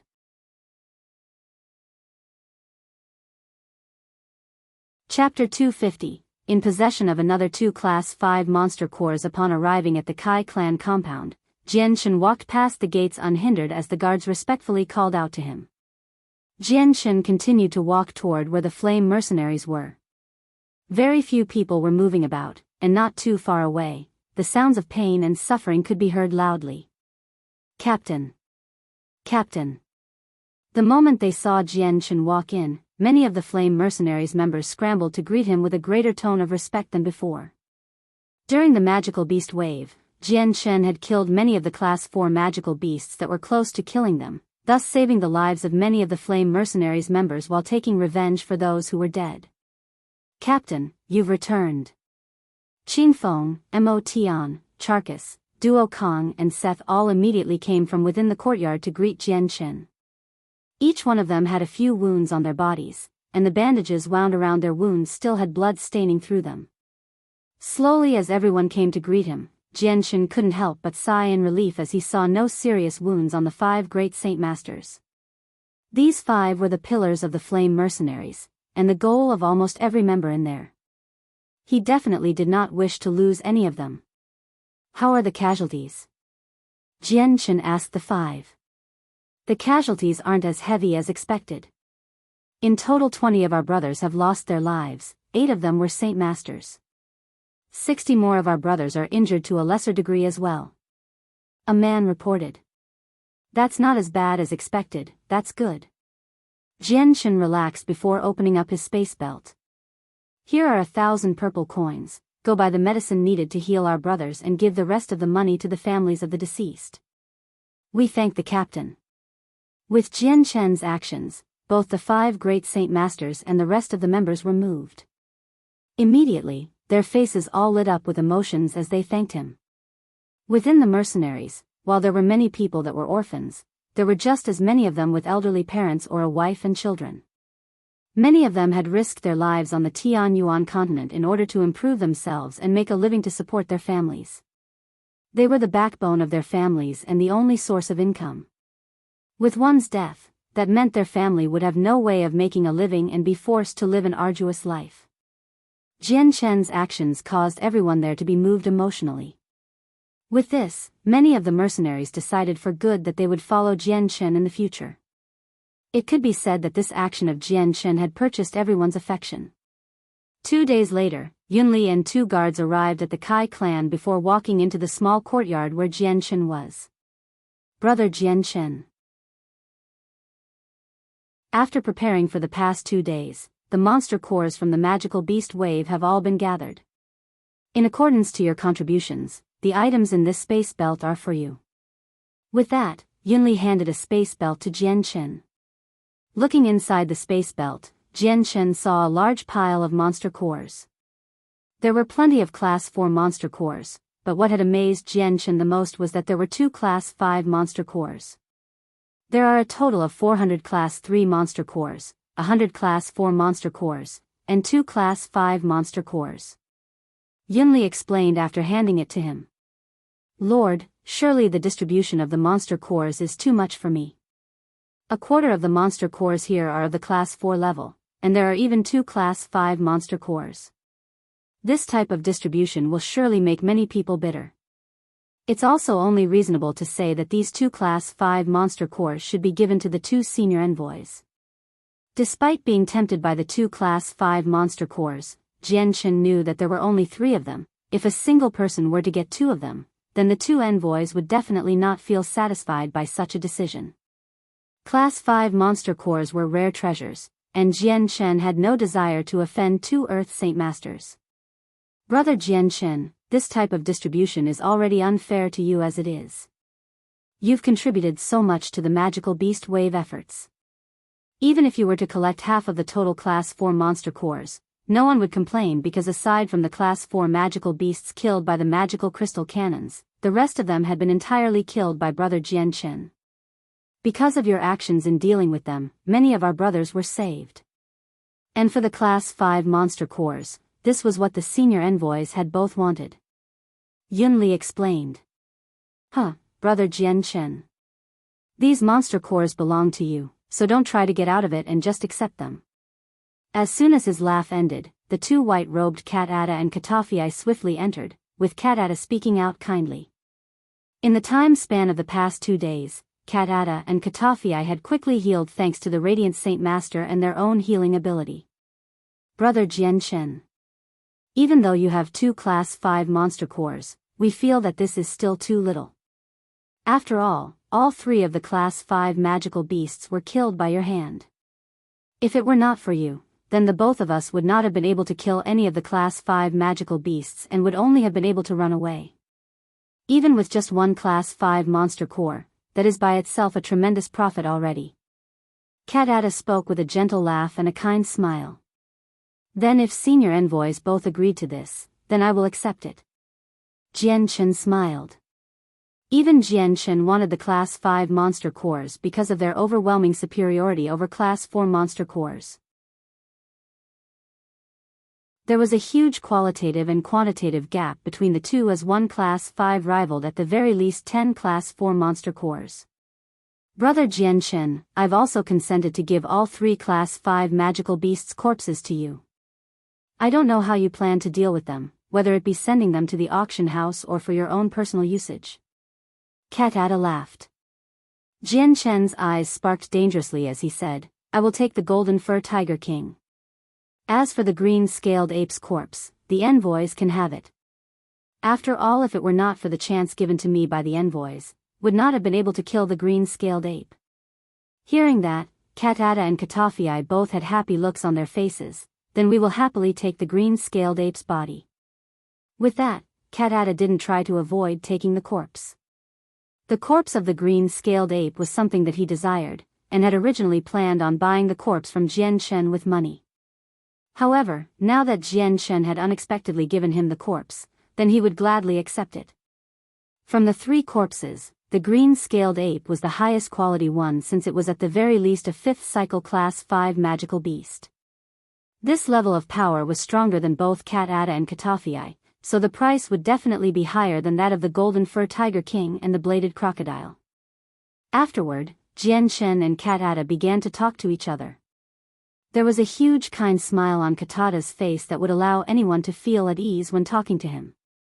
Katafii, on the other hand, had the expression of a bored. Sitting by the side with a blank face, he was almost like a statue and did not say a single word. Brother Jian Shen, tomorrow Katafii and I will leave Wake City to return to our Tianlong city. Should you come by our Tianlong city, then you should go to the Lord's mansion to find us. Should you also come across any trouble there, be sure to tell them our name. I believe no one would dare find trouble with you after that. After the battle, Cat Ada had a favorable impression of Jian Shen's strength. He had killed multiple Class 4 magical beasts like ants and killed the Class 5 golden fur tiger king with a single sword strike to the head. Then, with another strike, the bladed crocodile had its head shattered and rendered. Anyone that had witnessed the fight would have been speechless. Even as Earth Saint Masters, Cat Ada and Katafii didn't dare to try and be arrogant around Jian Shen, and so they treated him as an equal and tried to strike a courteous relationship with him. Definitely. If I ever come across trouble, I will remember your words. Jian Shen smiled respectfully with gratitude. Quickly, Cat Ada and Katafii both left the courtyard, leaving only Yunli and Jian Shen behind. Brother Jian Shen, might you have any other questions for me? Yunli asked politely. Lord Yunli, this one has one thing I hope you can help me with. Might you assist in finding some people for me? Jian Shen immediately got straight to business. No problem. I don't know who Brother Jian Shen wishes to find, but as long as they are within Wake City, then I will overturn the entire city to find them. Yunli laughed. Afterward, Jian Shen supplied Kendall and the other dead members' name and appearance to Yunli before saying, Lord Yunli, would you be able to find their families for me? Yunli furrowed his eyebrows. Brother Jian Shen, this amount of information is too little. To try and find them from this information may be difficult, but don't worry. This matter is something I will personally oversee and search the entire city. Whether it is possible or not, I will find out. As long as they are in Wake City, then I will definitely do something. Jian Shen nodded his head silently. Right now, I only wish that they are in Wake City. Otherwise, with the continent being so vast, where would I go to find them? It is a shame that Uncle Kendall's quick death left me with little information. He wasn't able to tell me where his family was, otherwise I wouldn't have such trouble. Brother Jian Shen, what type of connection does this Kendall have with you? Seeing the expression on Jian Shen's face, Yunli couldn't help but be curious. Jian Shen's expression grew dark for a moment. Uncle Kendall was the benefactor who saved my life and was also the first captain of the Flame Mercenaries. So it is like that. Yunli suddenly connected the dots. Immediately, he left the courtyard in order to start the investigation. In the afternoon, a member of the Flame Mercenaries came to Jian Shen's courtyard. Captain, the captain of the Blood Rain Mercenaries wishes to see you. From within, Jian Shen opened his eyes from his meditative position. What purpose does he have? It would appear he wishes to give thanks to you for saving his life. The mercenary responded. Tell him that a few days ago, everyone was in the same situation. Help should be a given, and so his thanks are unwarranted. Jian Shen replied evenly. Yes. The mercenary replied before quickly leaving. Not too long after that, another mercenary came by to Jian Shen's courtyard. Captain, the captain of the mercenaries of the war god is here to see you. Tell him that I am still recovering from my wounds and cannot properly receive him. Yes. Captain, the captain of the storm mercenaries is here to see you. I'm not here. Captain, the blue mercenaries vice captain is here to see you. I'm not here. After that, Jian Shen's days were not peaceful. Countless of mercenary captains as well as the leaders of many clans came to see him in an endless stream. Right now 4 days had passed since the magical beast wave had ended. Thus, many of the men who took part in the battle had researched just who the youth was that had rescued them as well as the one who killed the 3 Class 5 magical beasts. So more and more people came. After all, Jian Chen's fighting strength was on par with an Earth Saint Master, so many people had wished to establish some sort of friendship with him. Jian Chen had long since guessed their intent, so he locked the doors and refused to see anyone, otherwise he would have a huge mess on his hands.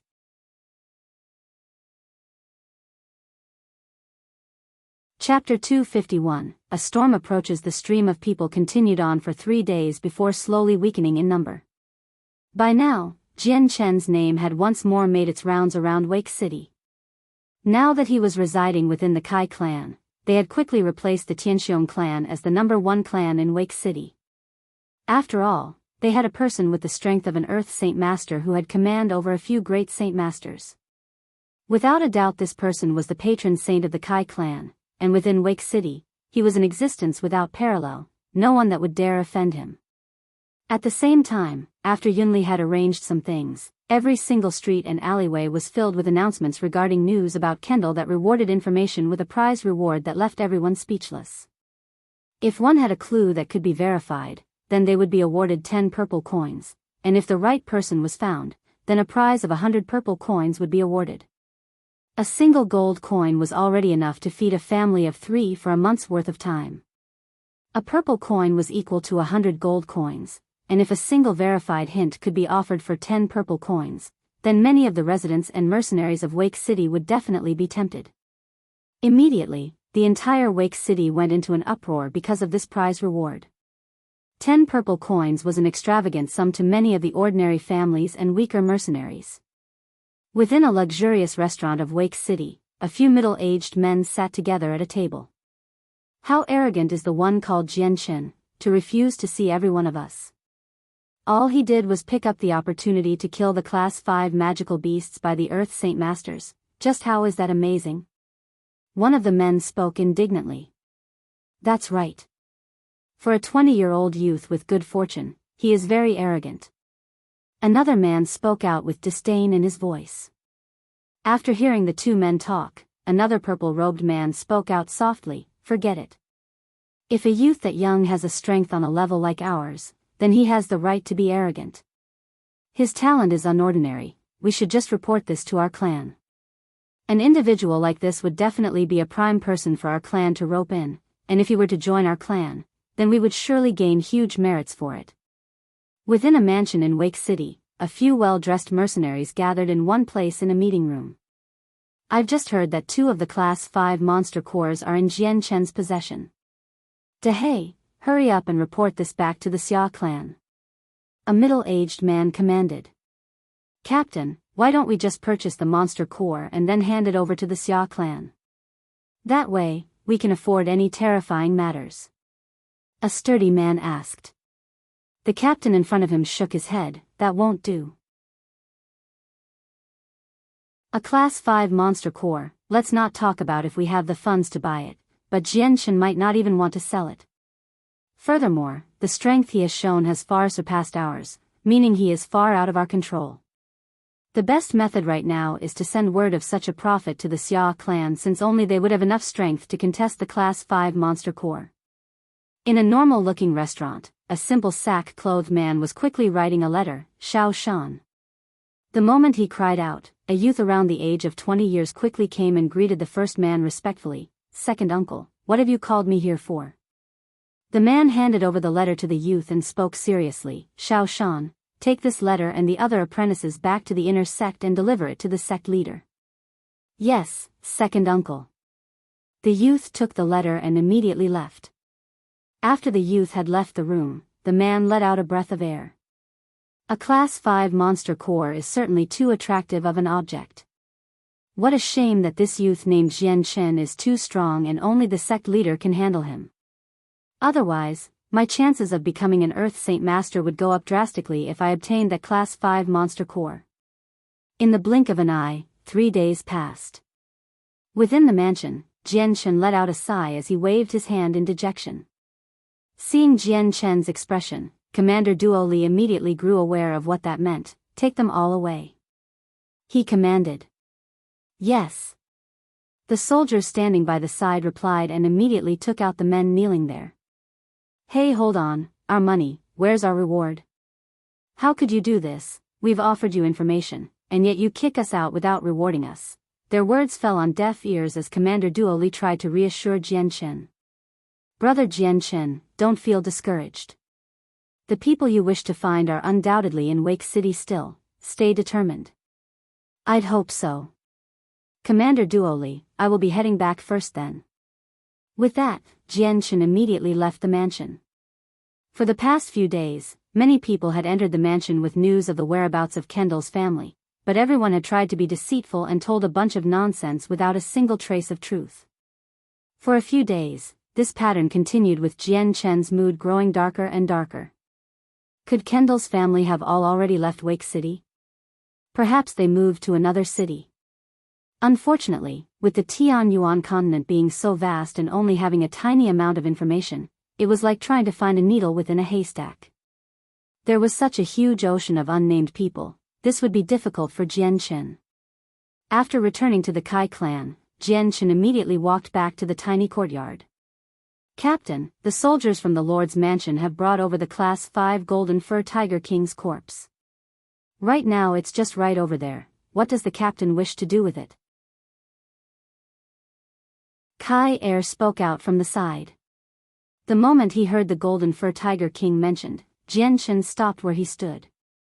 Strip the corpse of the skin and clean it before setting it on the meat racks. Today our brothers will all be able to taste what the Class 5 Golden Fur Tiger King tastes like. Kai Er's face lit up with joy at Jian's words. The meat of a Class 5 magical beast was a great boon to those of the Great Saint Master level. Not only would it improve one's saint force, it would also strengthen the body to a degree far beyond than that of before. Within the small region that was Wake City, while there were numerous amount of magical beast corpses, a Class 5 magical beast corpse was rare and very expensive. Thousands of gold coins wouldn't be enough to buy one in any market, and so very few men were able to enjoy the delicacy that was magical beast meat. Captain, do you truly wish to do this? Kai Er asked, unable to believe his ears. Jian nodded his head and spoke fiercely, that's right. Hurry up and have some men prepare it, tonight we shall dine on the meat of the Golden Fur Tiger King. Yes, Captain. Kai Er was barely able to contain his joy. A Class 5 magical beast corpse could only be sought after with thousands of purple coins. He hadn't thought that Jian would use something so expensive for everyone to enjoy. Delighted, Kai Er couldn't believe his luck in deciding to follow the right person while at the same time his respect for Jian skyrocketed. On that night, the entire Kai clan's inhabitants celebrated with great joy. In the middle of the courtyard, the burning meat of the Golden Fur Tiger King could be seen as plenty of bandaged men all whisper among each other excitedly. Occasionally, they would burst out into laughter with great big smiles on their faces. Each one of them kept their eyes focused on the slowly spinning body of the Golden Fur Tiger King with drool just about to drop from their mouths. That night, Yunli and Commander Duo Li had also been personally invited to join the Kai clan in enjoying the meat of the Golden Fur Tiger King. This night, the Kai clan would not be able to sleep a wink as they feasted on the meat and drank the blood as if it were wine. Under the candlelight, around 200 people were happily cheering and eating with pleasant smiles on their faces. During that night, most of the men there became drunk and it wasn't until 7 or 8 in the morning that they finally slunk back to their beds to sleep. After that night had passed, the Flame Mercenary members now had a new level of respect for Jian. By early morning, several days had passed since the magical beast wave in Wake City. The entire city was essentially back to normal with people coming in and out of the city in an endless stream. From the looks of everyone's faces, each one of them didn't have any sort of worry. The only remnants of the magical beast wave was the bloody ground in the distance, along with the craters left by the magical crystal cannons. Suddenly, a group of brightly colored men came riding through the gates on horses. Among the group, there was a single carriage being led by 4 Class 3 magical beasts bred for the express purpose of running. As their group made it through the streets, a large banner could be seen drifting in the wind with the Xia symbol on it. When the Wake City guards saw the Xia symbol written on the banner, their faces all grew shocked before immediately commanding the soldiers to immediately move out of the way for them. Jia! Jia! The group of riders didn't slow down at all and instead rode on deeper within Wake City, leaving behind a trail of dust. On the road, many people watched them travel with a silent chatter between themselves. Who are these people that can be so overbearing? For them to ride into the city while urging their horses to go even faster. The soldiers didn't dare to stop them either. I saw that 4 Class 3 magical beasts were pulling their carriage. That isn't something any normal person could afford. I wonder just who those people are. Didn't you see the Xia symbol? That's the Xia clansman. From this, I bet that one of the major figures of the Xia clan has come to Wake City.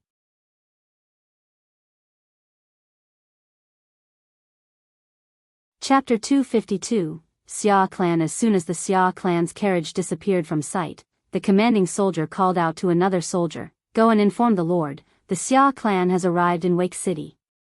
Yes. The soldier immediately got on a horse after receiving the order and headed to the mansion. The Xia clan's group of people continued to travel within Wake City before finally arriving in front of the Kai clan's courtyard. 2 youths dismounted from their horses before walking up to the gates. One of them then called out to the guards, "Have your leader of the Kai clan come out straight away." This man spoke with arrogance and eyes that looked down on everyone. Despite the disgusting attitude of this man, the guards of the Kai clan didn't dare to offend the group.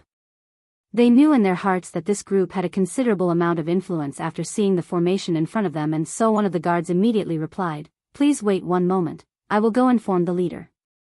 The youth didn't have any plans to wait, however, and immediately lifted his foot to step toward the gates. But before he could cross into the courtyard, the second guard blocked his path and spoke impassively, "Sire, we've already gone to notify the leader, please wait one moment." Upon hearing this, the youth's face instantly changed. He stared at the guard blocking him and roared angrily, "Who are you to stand in my way? Get the fuck away." The youth's outrage caused the guard's face to change. Looking at the carriage behind, the guard clearly didn't know who the Xia clan was or what area they were from, but from the banners on the carriage, the guard knew that this group of people was not someone he could afford to offend. "Honored one, our Kai clan has some rules in place. Without the approval of the elders, I cannot allow you in. Please don't make this any more difficult for this one." The youth snorted, "A little watchdog dares to block my path. You are seeking death." The youth immediately lifted his hand in disdain to slap the man across the face with a heavy palm strike. The guard had already long since prepared himself for this and blocked the slap with his arm. How impudent! To go against the Xia clan, you must be tired of living. The second youth roared as he slammed his leg against the guard's stomach. The guard doubled up in pain as his face began to turn pale from the kick. The 2 youths didn't plan on stopping there. Once more, the 2 youths immediately lashed out to kick the guard in the head. Bang! The guard immediately flew through the gates and rolled over the ground with his head dripping with blood before falling unconscious. "Humph, a mere watchdog of a tiny clan dared to block our Xia clan? That is a crime even death cannot absolve." One of the youths looked at the bloody guard with contempt. "Humph, who dares cause such a disturbance to our Kai clan and even hit one of our guards?"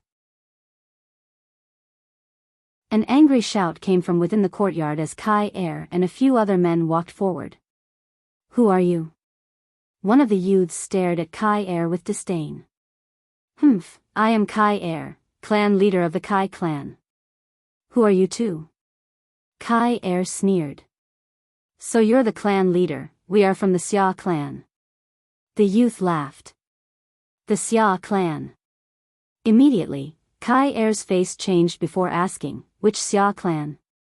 "Clan leader, are your eyes blind? Could there possibly be a second Xia clan anywhere within 1,000 miles from us?" The youth spoke arrogantly. As they spoke, The men who came along with Kai Er to the front suddenly saw the banners drifting in the wind and immediately grew serious at the sight. Kai Er cupped his hands together in a respectful greeting. So you are from the Xia clan, how impolite of me.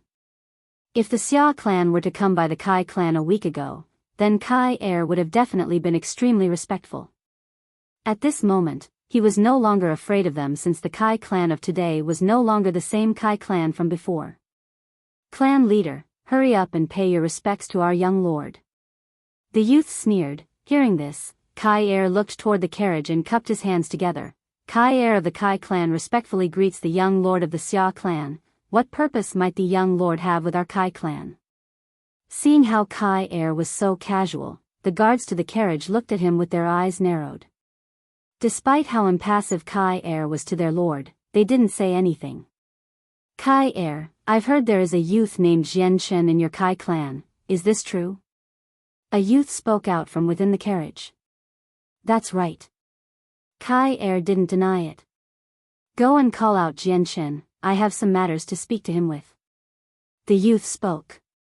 Hearing this, Kai Er's eyebrows furrowed together as he couldn't help but feel angry at this command. Right now, Jian Chen was his leader, and a powerful one at that. Although the Kai clan had a considerable amount of power, Kai Er didn't believe that Jian Chen's mysterious identity was weaker than the Kai clan.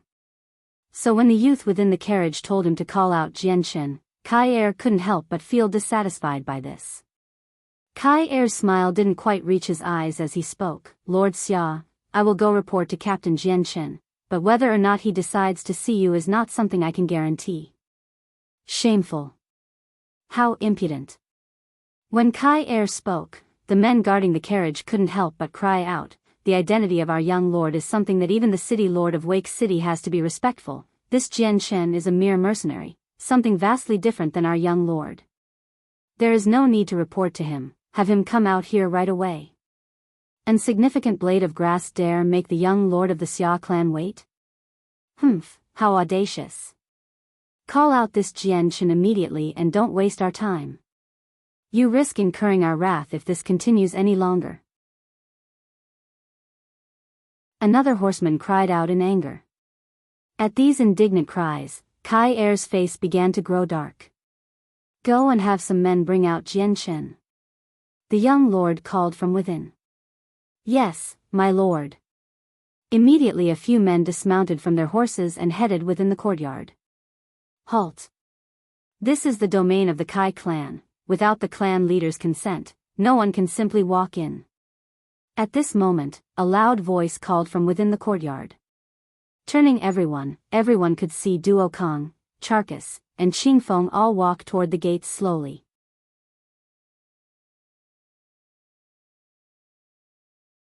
Chapter 253, The Might of a Battle Skill. One of the three great Saint Masters, Duo Kong, immediately laughed. Young lord of the Xia clan, please wait one moment. We've already notified Captain Jian Chen. Humph, I did not think that there would be men in this tiny city that would dare to force our Xia clan to wait. Uncle Lu, teach these men how different the heavens are to the earth. The youth within the chariot commanded. One of the men sitting on top of the Class 2 magical beast leaped off of his mount with his eyes flashing dangerously. In mid-air, he flew 10 meters to where Kai Er was and lashed out with a kick at his head. Kai Er sneered before condensing Saint Force within his hands before meeting each kick from the man with his Saint Force enhanced hands. Bang bang bang. Following a muffled sound, Kai Er and the middle-aged man exchanged a series of blows before the man finally landed on the ground. Kai Er's feet couldn't help but be forced back a bit as his hands started to redden. The middle-aged man on the other hand was still as composed as ever. They were both experts of the great Saint Master level. The difference was, this middle-aged man was already at the peak Great Saint Master realm, which was higher than Kai Er's level by a good amount. When the middle-aged man landed on the ground, he laughed, how insignificant you are. To dare place our Xia clan on the same level as your Kai clan. Today will be the day I teach you a lesson. Immediately, a blue-colored Saint Force began to form in his right hand before forming a long and slender blue whip. To the observant ones, they would be able to see water like ripples gleam across the whip's surface. Water attribute Saint Force. Seeing the long whip within the man's hands, all four of the great Saint Masters were shocked. Saint Force with an attribute was extremely rare in Wake City, but this man unexpectedly had a water Saint Force. The man brandished the whip and allowed it to snap back in the air for a crisp, paw, sound before flying straight toward Kai Air. The moment when the whip flew at Kai Air, the blue light from the whip immediately spread out and confused everyone who was watching as it masked the trajectory of the whip's path. Against a peak great Saint Master, Kai Air didn't dare to underestimate him, and so he immediately brought out his own saint weapon to clash against the whip. The whip was unnaturally soft, and so the moment the two weapons hit, the whip coiled around the sword like a viper before going taut. Immediately feeling the change in control of his saint weapon, Kai Air immediately gave a big shout as a surge of saint force rippled out from his sword and slashed down onto the whip wielder. The middle-aged man sneered as he pulled on his whip. The whip immediately went from a soft form into one of rigid steel that restricted Kai Air's sword in midair. Tugging on his sword, Kai Air was unfortunately unable to force his sword to move thanks to the immovable whip around his sword. With his saint weapon unable to be swung or moved, Kai Air was forced into a position where he couldn't do anything. Humph. How savage the Xia clan are. Duo Kong sneered from the side before immediately swinging down onto the whip with his saint weapon. The middle-aged man sneered in disdain before retrieving his whip with a simple hand gesture. In an instant, the whip flew away from where Duo Kong had swung down on. This time, the man didn't take advantage of Duo Kang's sword to swing his whip around it. Instead, the whip became an extremely strong weapon of steel and smashed against the lateral side of Duo Kang's sword. Clang! Following the sounds of metal hitting metal, Duo Kang's sword was immediately knocked away. Even a sudden attack on him had been quickly nullified by the whip. Duo Kang's expression grew dark before looking to Charkis and Qingfeng. He's quite strong, come help. With the man from the Xia clan having a water attribute saint force as well as being a peak great saint master, his strength was not something Duo Kong could face on his own. Qingfeng and Charkis didn't hesitate and immediately brought out their own saint weapons to charge at the man. Charkis' saint weapon was a sword that was extremely large. With each swing, a large ear-piercing sound could be heard. Qingfeng's weapon was a 3-meter-long spear that left a streak of white light as it moved through the air. Its movements were like a coiling dragon as well as a viper, unpredictable. Its path would change with each strike. The middle-aged man's strength was extremely strong, and so even against 3 great saint masters, he wasn't at a disadvantage at all. With the whip being so flexible and him being an expert, his whip skill was at the pinnacle of mastery. The whip was capable of being soft and flexible yet at the same time becoming as strong as rigid metal that couldn't be defended against. The whip and the saint weapons of the 3 great saint masters continued to clash in an endless stream of blows as the sounds of battle rang through the courtyard. Within the Kai clan, more and more members of the flame mercenaries slowly came to the front to hear what the sound was. The moment they saw that Duo Kong and the other great saint masters were fighting, each one of them pulled out their own saint weapons and prepared to fight as well. At this moment, 2 shadowy figures shot past the flame mercenaries to where the other great saint masters were. The 2 of them didn't waste any time and immediately joined with Duo Kong and the others to fight against the middle-aged man from the Xia clan. After all, seeing them fight meant there was no need for any words to be said. I didn't think the Kai clan would be hiding so many experts. 5 great saint masters, this is truly a strong force within Wake City. The young lord of the Xia clan spoke slowly. My lord, you might know this, but each one of the 5 great saint masters in front of us once led their own strong mercenary group. Once Jian Chen appeared, each one of them dissolved their mercenary groups and became one with the flame mercenaries. Furthermore, the leader of this flame mercenaries is Jian Chen. I've also heard that the Kai clan and the Dor clan have also joined with the flame mercenaries, a youth spoke out respectfully to the one inside the carriage. Oh, is that right? It seems the one named Jian Chen is quite a complex person. I've heard he is only 20 years old. A youth with this much strength is surely someone I can praise. The young lord within the chariot laughed. Within the Kai courtyard, the middle-aged man from the Xia clan was feeling pressure now that he was fighting against 5 great saint masters. His face was extremely serious now. He was no longer the calm and composed person he was before. Despite being a water-attributed peak Great Saint Master with top-notch strength, fighting against 5 Great Saint Masters was still very difficult. With 3 middle Great Saint Masters and 2 barely peak Great Saint Masters, this was enough to give him an extremely challenging time. Kai Er stood off to the side and watched the battle continue. Because of how these 5 Great Saint Masters all had experience fighting with each other, they were able to fight seamlessly in coordination. If he were to join in the fight, however, he would break apart the understanding of the group and how they fought. The 6 people continued to fight for some time, pushing the middle-aged man into a disadvantageous situation. Then at that moment, the middle-aged man's eyes flashed dangerously as he roared, "Let me show you how dangerous my battle skill then, water stream." A strong amount of his water saint force immediately flowed around him as his whip began to move about crazily.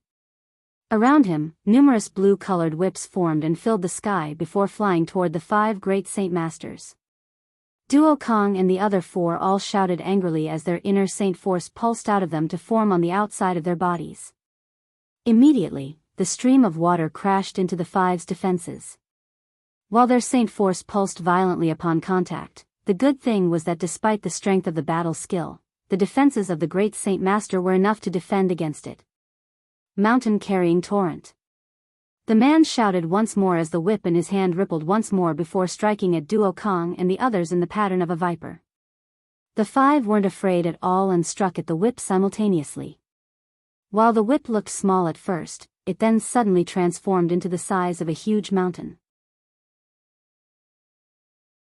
The moment the 5 Great Saint Master's saint weapons clashed against it, a loud vibration was sent back through their arms and numbed them so much that they felt as if their bones were about to shatter. Their saint weapons couldn't help but fall to the ground as they all fell back a few steps. The whip didn't falter in the least and struck them all in the chest firmly. Pa! Following the large sound, Duo Kong and the other 4's shirts were all instantly destroyed. Blood flew through the air as their heavy bodies flew along with it before falling to the ground 5 meters away. With difficulty then, each person tried to crawl back up from the ground. Originally, victory had been in sight for the 5 Great Saint Masters, but with this battle skill, the situation had changed. From this it could be seen that the power of a battle skill was truly terrifying. The middle-aged man sneered at the floored men. "To be able to force me to use my battle skill, you should all be proud of this achievement until you die. Today I will break apart your legs to vent my anger." The middle-aged man lifted his whip and was about to lash out when another voice called out to him immediately. "Halt!" The voice was filled with such anger that it was almost a roar. Hearing the middle-aged man couldn't help but stop his hand before turning to look only to see a youth around the age of 20 wearing a cheap white robe. His hair only reached his shoulders and despite the clothes looking so simple, the youth himself was rather handsome. His skin was as white as a sheep's wool, making it hard to believe that this skin color, that'd make any woman jealous, actually belonged to a man. His delicate facial features matched each other flawlessly. It was to the point where people suspected that his face was the killer of all the girls in the world. Jian Chen had cultivated the Azulate sword law since his birth and so practically every cell within his body was strengthened. Not once had he ever tried to alter his body and had allowed nature to run its course instead. Therefore, no matter whether it was his body or his appearances, the Azulate sword law was the cause. From the beginning it had developed him perfectly so that even his appearance would become handsome-looking.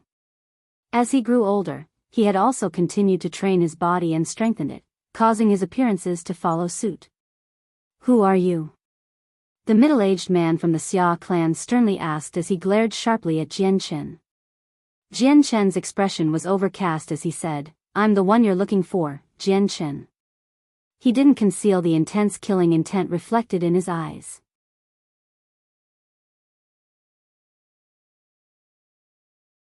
Chapter 254, Provoking the Xia clan. Hearing this, the middle-aged man looked at Jian Chen to size him up. "So you're Jian Chen. It would appear the rumors are true, you don't look like you're over the age of 25. Jian Chen looked at the 5 injured Great Saint Masters on the ground before turning back to the middle-aged man with a dark expression. "Xia clansman, what matter did you really have with me?" Jian Chen's attitude had made the middle-aged man's eyebrows furrow together before snorting. Jian Chen, the young lord of our Xia clan wanted to see you. Hurry up and greet the young lord. At this moment, the carriage doors flipped open as an expensively dressed youth slowly walked down from within. The youth was thin in physique and was around 28 years old. His appearance was rather grand and he himself was quite handsome. In his hand, an expensive-looking fan could be seen as he elegantly fanned himself. My lord. My lord. This youth was clearly a high-holding position within the Xia clan. The very moment he revealed his face, every single guard there immediately paid their respects. Without looking any other way, the youth walked into the courtyard with a few strong-looking men following him from behind. Their eyes glared fiercely as they scanned the place in order to safely protect the young charge in front of them from any danger. The youth's eyes fell onto Jian Chen as the intensity in his eyes flared up at the sight of Jian Chen's handsome face. Smiling, he spoke, "So you are Jian Chen?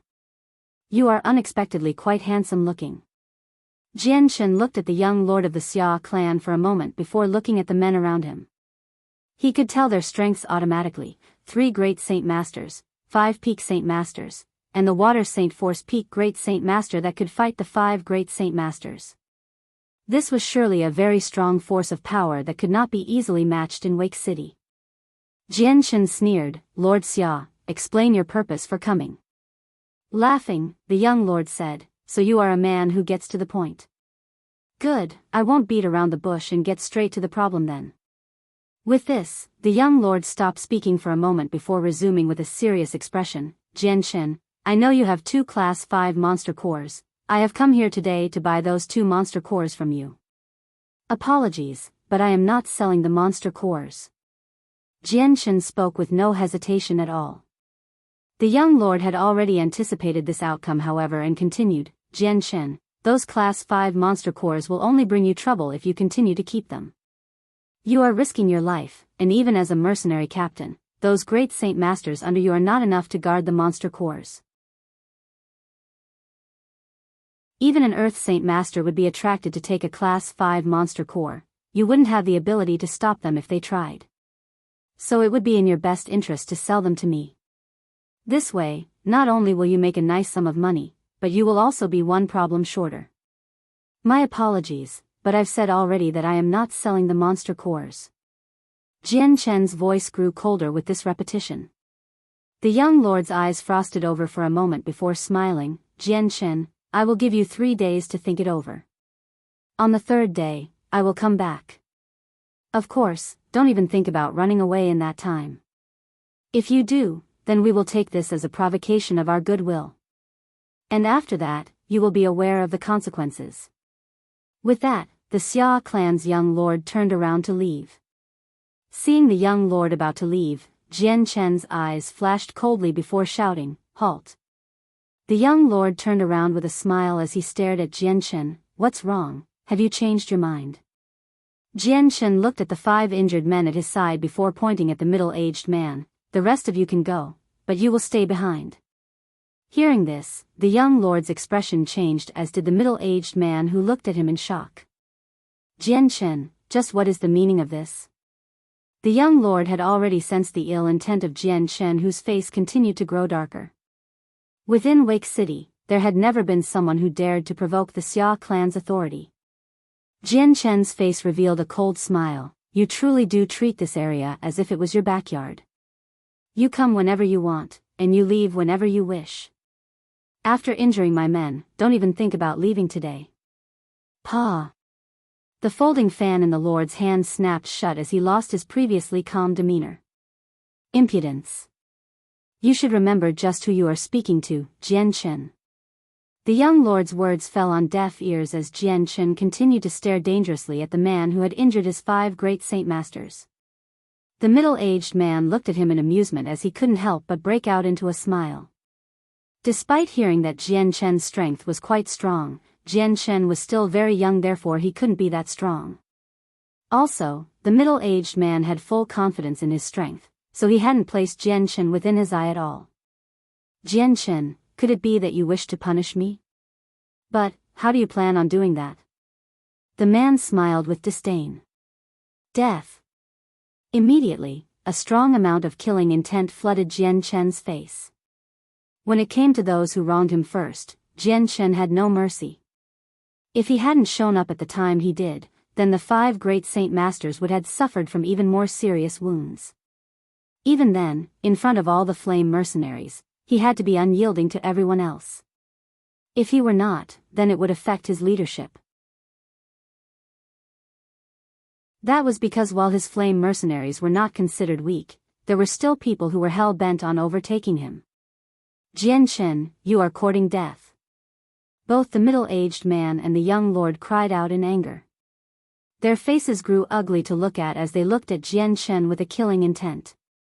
Jian Chen's words made it seem as if the Xia clan were of no importance to him. Something like this was unbearable to endure by the young lord. At that moment, every single member of the flame mercenaries looked at Jian Chen. Many of them had secretly approving of this manner and had been moved by his words as well. Many of the mercenaries had been under Duo Kang's group previously, so while on the surface there had been some ups and downs between the group and Duo Kang, they were still best friends until the ends of their time. They were brothers between brothers, otherwise, they would not have followed him into the flame mercenaries. With Duo Kang injured, they couldn't help but feel indignation within their hearts, but with the enemy being so strong, they weren't able to do anything. Thus all of their hopes to fight back had been placed on Jian Chen's shoulders. The middle-aged man laughed angrily before placing his hands across his chest. Good. Very good, Jian Chen. You truly do have a courageous spirit that should be praised. But your words are something that are quite difficult to say. Careful you don't bring disgrace upon yourself now. So if you wish to kill me, then make your move, let me see just how true those rumors truly are. Humph, Uncle Lu. It would appear that we no longer need to buy those Class 5 monster cores from Jian Chen. That is true, young lord. This means we can save a good amount of money now. The one named Uncle Lu began to laugh. The blue-colored whip appeared in his right hand once more before snapping in midair with a single snap of his wrist, letting out a fierce cracking sound. Jian Chen's lips curled into a cold smile. Despite going up against a water saint force expert, he still didn't see such a person as his opponent. With a swaying motion, Jian Chen's figure immediately disappeared and left behind a faint phantom image of himself. Quickly he flew toward the middle-aged man while simultaneously bringing out his light wind sword to stab at the middle-aged man's throat. The light wind sword became a streak of silver light that flew at the middle-aged man so fast that by the time the man could react, it had already reached within a foot of his throat. For the sake of his brothers within the flame mercenaries, this victory had to be a clear-cut one, so Jian Chen didn't hesitate to use more power than before. How quick he is! The middle-aged man grew startled as his mocking expression quickly became a serious one. Quickly, he had realized that Jian Chen wouldn't be as easy to deal with as he thought. The middle-aged man burst backward and brandished his whip so that it flew at Jian Chen like a viper. In mid-air, it began to coil around the light wind sword as it flew to stab at him. He had underestimated the light wind sword's speed. Just as the whip was about to coil around the sword, the light wind sword's speed instantly increased several times over and instantly flew faster. Against such a fast sword, the middle-aged man wasn't able to dodge or defend himself in time. So in the end, the light wind sword had pierced into the man's throat with a terrifying amount of speed. Despite the man having water saint force which granted him a superiority in some areas, but to Jian Chen, this advantage was no advantage at all. Even though the man had a battle skill, there was no time to use it. The middle-aged man stared rigidly at Jian Chen in utter disbelief. Even with his entire strength, he had been completely unable to dodge the sword. Uncle Lu, the young lord's face slackened as he looked on in disbelief. He had a good understanding of his uncle's strength, and within the clan, Uncle Lu was ranked third. Aside from an Earth Saint Master, there was not a single person that could fight and win against his Uncle Lu. Even with that, Jian Chen had been able to kill him in a single stroke. This type of result was simply not one he could take. Protect the young lord. With the middle-aged man killed, every single guard of the Xia clan immediately grew vigilant. They quickly grabbed the young lord and retreated from the Kai clan with a hard look at Jian Chen and took precautions in case Jian Chen wanted to strike to kill again. I've said it before, this area is not the courtyard of the Xia clan. In here, you simply cannot come as you want and leave as you wish. Men, surround them. Jian Chen commanded. Yes, Captain. The brothers of the Flame mercenaries immediately obeyed the command, instantly barricading the gate to prevent the Xia clan from leaving. Jian Chen, what are you doing? The young lord of the Xia clan went white as he roared in false bravado. Jian Chen's reveal of strength had made the young lord feel an intense amount of fear in his heart.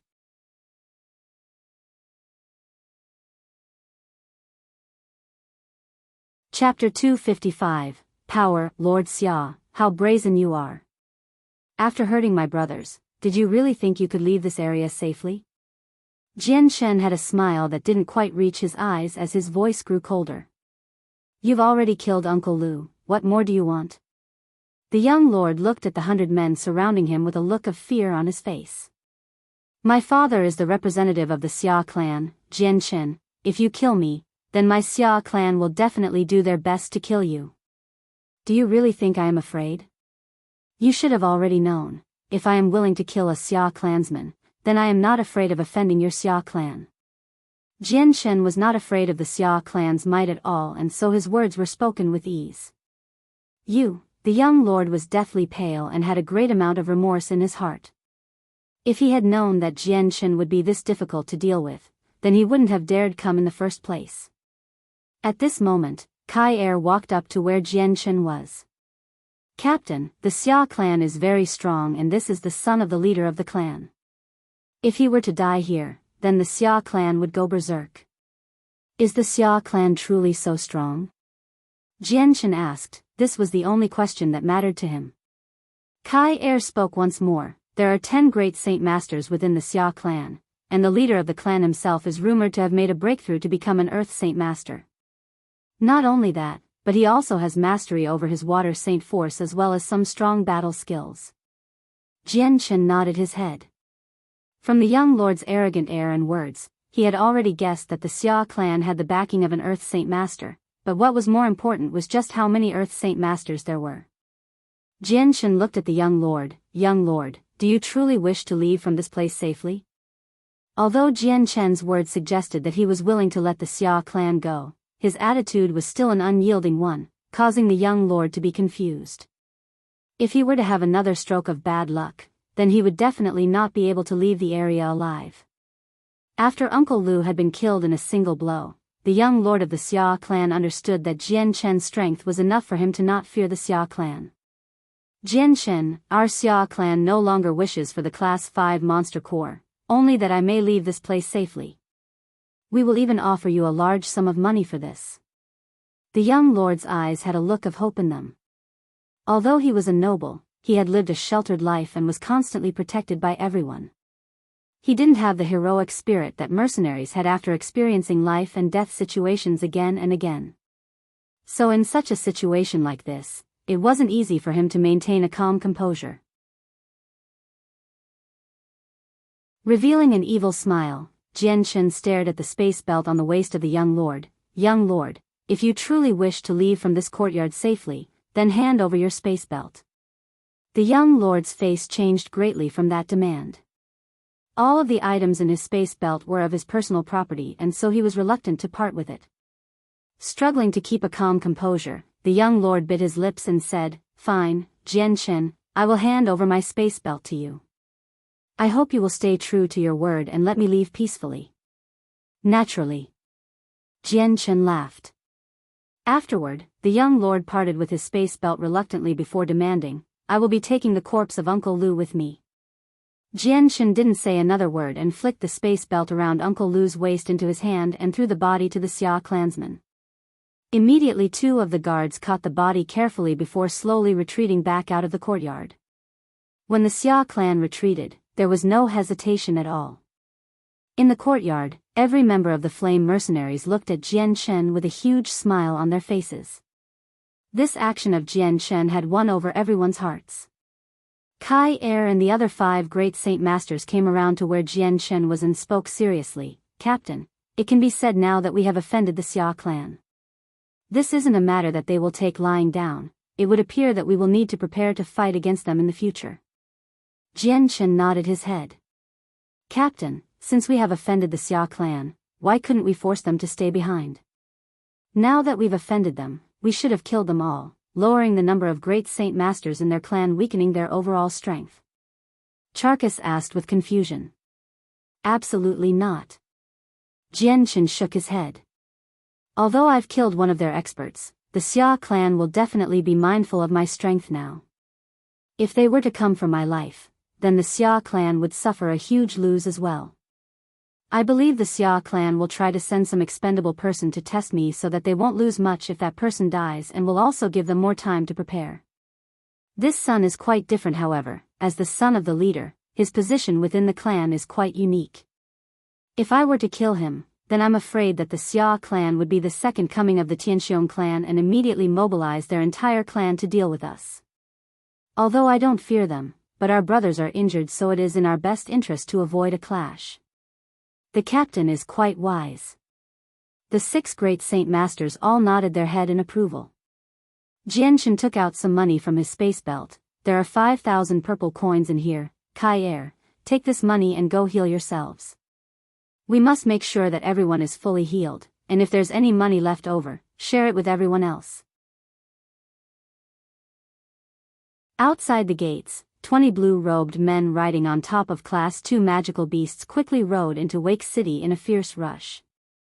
The one leading them was sitting on top of an expensive-looking Class 3 magical beast and did not look to be lacking in strength.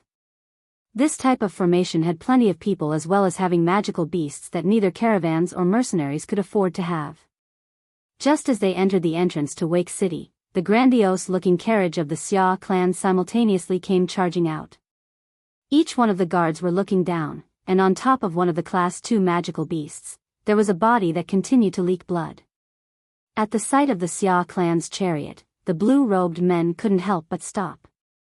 I didn't think that the Xia clan would beat us here first. It looks like we came too late. The leader on top of the Class 3 magical beast muttered to himself.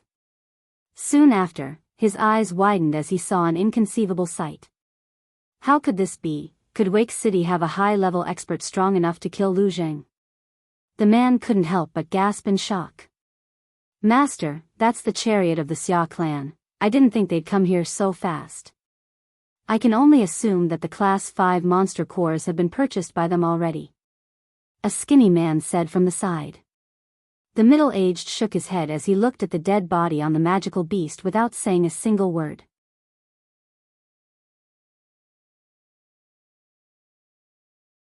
Chapter 256. Heavenly Flower Sect. Watching the Xia clan drive off into the distance, the middle-aged man shouted out to his men, "Let's go into the city." The 20 men all strode on and past the guards.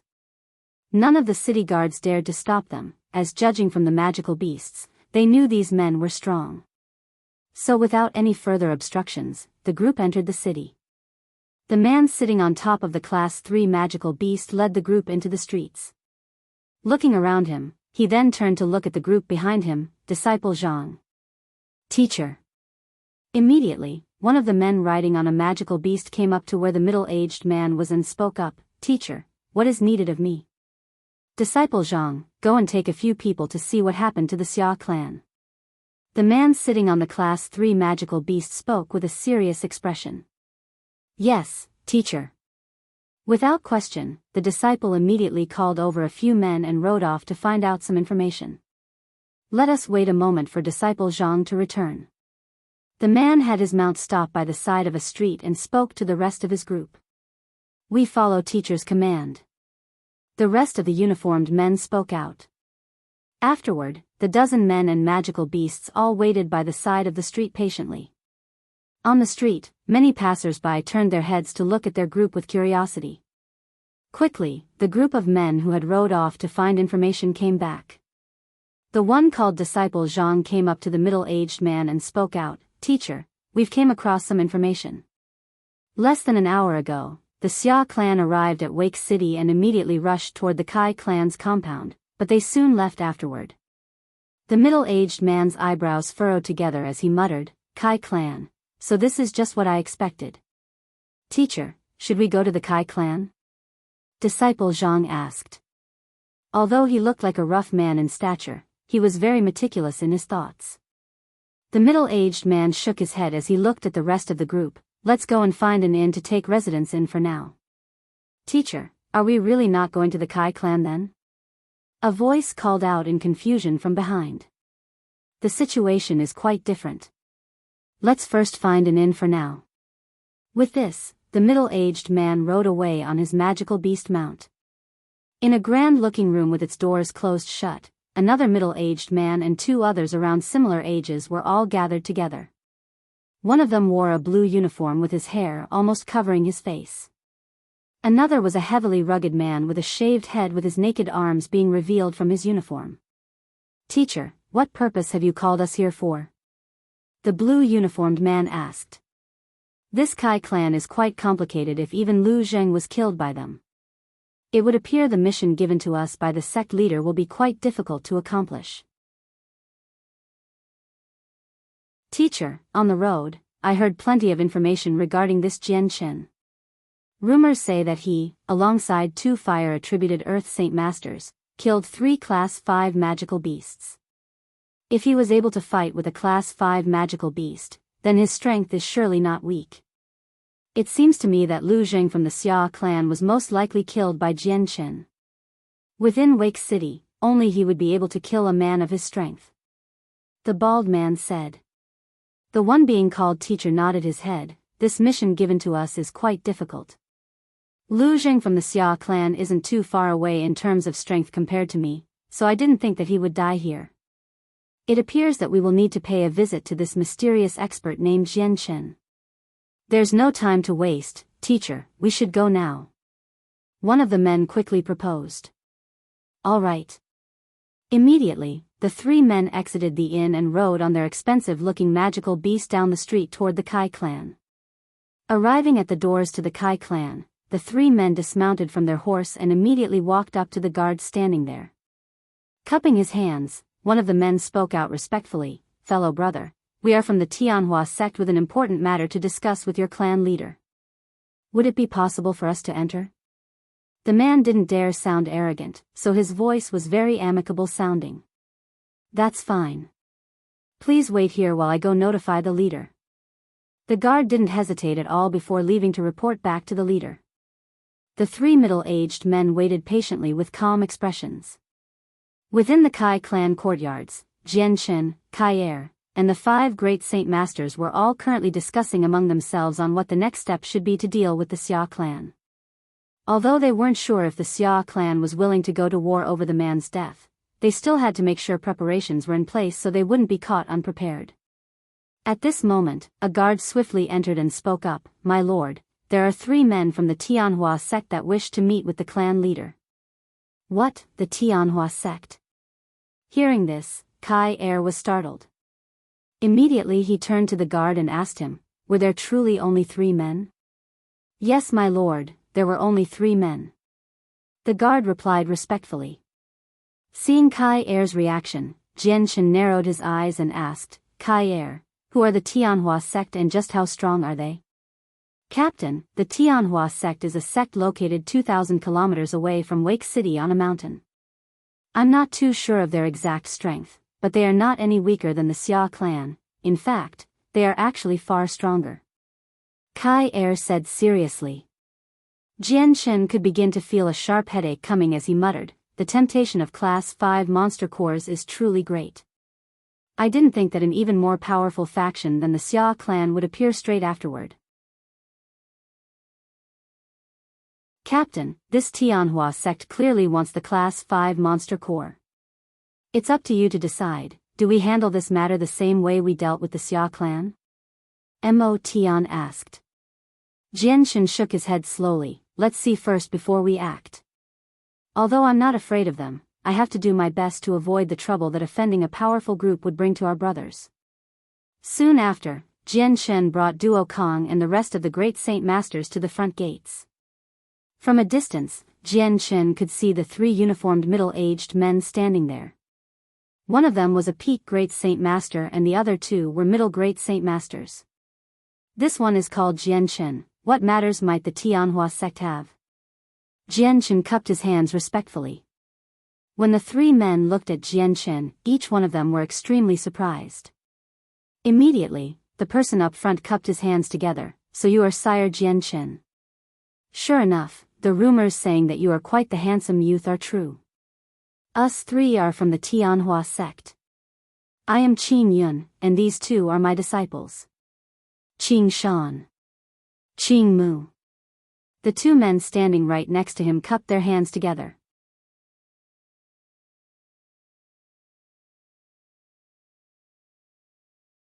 Chapter 257. Pressure. Seeing how the Tianhua sect's men were quite pleasant in attitude and didn't have any notion to cause trouble, Jian Chen let out a breath of air in relief inwardly. He was no longer a single person fighting for himself because of the flame mercenaries. So Jian Chen truly did not want to offend anyone that was too powerful, otherwise his flame mercenaries would face annihilation a second time. Jian Chen greeted the three politely and then led the three into the Kai clan's courtyards. Within Jian Chen's personal courtyard, he and the three men from the Tianhua sect sat at a stone table before smiling wide. Fellow brothers, I've heard that the Tianhua sect is 2,000 miles away from Wake City. You must have rushed here, is that true? Jian Chen didn't waste any time on idle words and immediately got straight to the point. The three men looked at each other with a hint of hesitation before Qing Yun cleared his throat. The truth is, our Tianhua sect has heard about Sire Jian Chen having a Class 5 monster core. That is an item our Tianhua sect desires to have, so our leader has ordered us to come to Wake City to see if we are able to purchase it from you.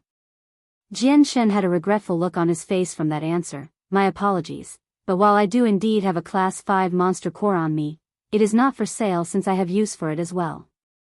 Jian Chen's cultivation needed a ton of energy from monster cores, and in order to heal the Azure and Violet Sword spirits, he would need a tremendous amount of that energy. While he had plenty of Class 3 and Class 4 monster cores, it was still not enough. A single Class 5 monster core was equivalent to 100 Class 4 monster cores in terms of energy. So a Class 5 monster core would definitely remain in his possession. Besides, he didn't need any more money anyways. Class 5 monster cores could easily be bought within a highly populated city where experts gathered, but in a far-away city like Wake City, they were especially rare. Even if they could be found in the market, then their prices would be extravagantly high. The men had known this result was coming, yet they couldn't help but have a look of dejection on their faces as they listened to Jian Chen. A Class 5 monster core was a treasure that even the Tianhua sect would want. If they were to go to a major city to buy one, then the hazards associated with it would be heavy. If the news were to escape that they bought one, then on the road they would be besieged by bandits who would fight them over it. In the Tianyuan continent, there weren't many Earth Saint Master bandits, but there were plenty of major bandit groups or even Heaven Saint Master experts that wanted in on the monster core. After talking for a while, the three men all left the courtyard in a hurry. Returning back to their original inn, the three men congregated in the same room behind closed doors. Teacher, now that we know this Jian Chen is not willing to sell his Class 5 monster core, what shall we do? The bald-headed Qing Mu said. Qing Yun narrowed his eyes. This Jian Chen seems very young, but with the experience I've gained in my lifetime, I can tell that this person is not ordinary at all. He is a mystery with strength that is equally shocking.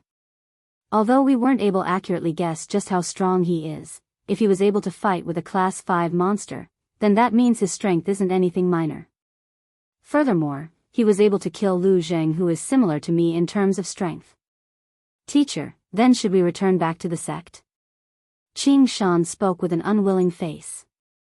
The middle-aged man went silent for a moment. If a youth like this has such a strength, then my only concern is that Jian Chen has a strong clan supporting him. This isn't something we can recklessly dive into. We first must report back to the leader and wait for a confirmation on the next step. Qing Shan, Qing Mu, you two will stay in Wake City for now and pay attention to whatever happens. Bear in mind, you must not cause trouble for the Kai clan and wait for me to return. Yes, teacher. the two instantly replied. Although the age difference between the three wasn't all that much, Qing Mu and Qing Shan both placed a heavy importance on Qing Yun in their hearts. Qing Yun didn't hesitate and left the room before mounting his Class 3 magical beast to ride back toward the Tianhua sect in a hurry. The Kai clan had Jianshan sitting down by his courtyard. After the three men had left, Jianshan remained at the table in deep thought. The allure that the Class 5 monster core had brought him more attention than he had thought it would. He had no idea that a Class 5 monster core would have even Earth Saint Masters come from far away to buy it. Jianshan did know that if his own strength wasn't strong enough to make the others afraid, then the monster core would have been stolen from him long ago. Today had been the day where he had sent off the Xia clan and then was promptly visited by the Tianhua sect, which was not weaker than the Xia clan. Both clans were not to be trifled with, and each had an Earth Saint Master supervising them. Who knew whether or not in the future that an even stronger faction would show up? An Earth Saint Master was a high-leveled expert that could threaten even Jianshan. After seeing the power of the three Class 5 magical beasts fight him, Jianshan could roughly guess that if he were to come across a first or second cycle Earth Saint Master, then his Azure and Violet Sword Chi would be able to help deal with them. However, if he were to come across a fifth or sixth cycle Earth Saint Master, then his odds were significantly lower. The difference between each Earth Saint Master was extremely vast, thus why they were split into 2 6 cycles. From the first to sixth cycle, the gap between each cycle was an almost uncrossable divide. The Xia clan and the Tianhua sect's Earth Saint Masters were threats to Jianshan and his flame mercenaries. Even though he had a decent amount of great Saint Masters, up against a large clan, there was no chance of victory. Let's take advantage of this situation. I must take this chance to improve my own strength. Jianshan spoke with determination before returning to his room. Sitting in a cross-legged position on his bed, Jianshan held a Class 4 monster core in both hands as he began to think to himself deeply. After making the breakthrough to become a great Saint Master and learning the existence of the Azure and Violet Sword spirits, he knew that both spirits were in dire straits and required an enormous amount of energy to slowly recover. The fact that both sword spirits were weak played a direct part in how strong the sword chi would be. While he was fully capable of helping the sword spirits recover their strength, Jianshan couldn't guarantee just how much he could play a part since an extremely large amount of energy was needed. Right now, he had 2 different methods of improving his strength. The first was to give every single last bit of the energy he cultivated to the Azure and Violet Sword spirits to allow them to heal. This way the sword spirits would grow stronger as well. The second was to use the energy for himself and increase the strength of his own body and capabilities. However, if he were to use the second method, then unless he cultivated to the peak Great Saint Master level, he would not be a match for any Earth Saint Master by himself. Jianshan thought to himself for a moment without making a decision. Finally, he decided on the second path to carefully cultivate his own strength. Although the Azure and Violet Sword Chi was extremely strong, in the end, it was a foreign power to him and not truly his. If he grew too reliant on it, then his future path would be severely impacted by it as well. He had to improve his own strength so that he would be able to fully support himself under this existence in a new world.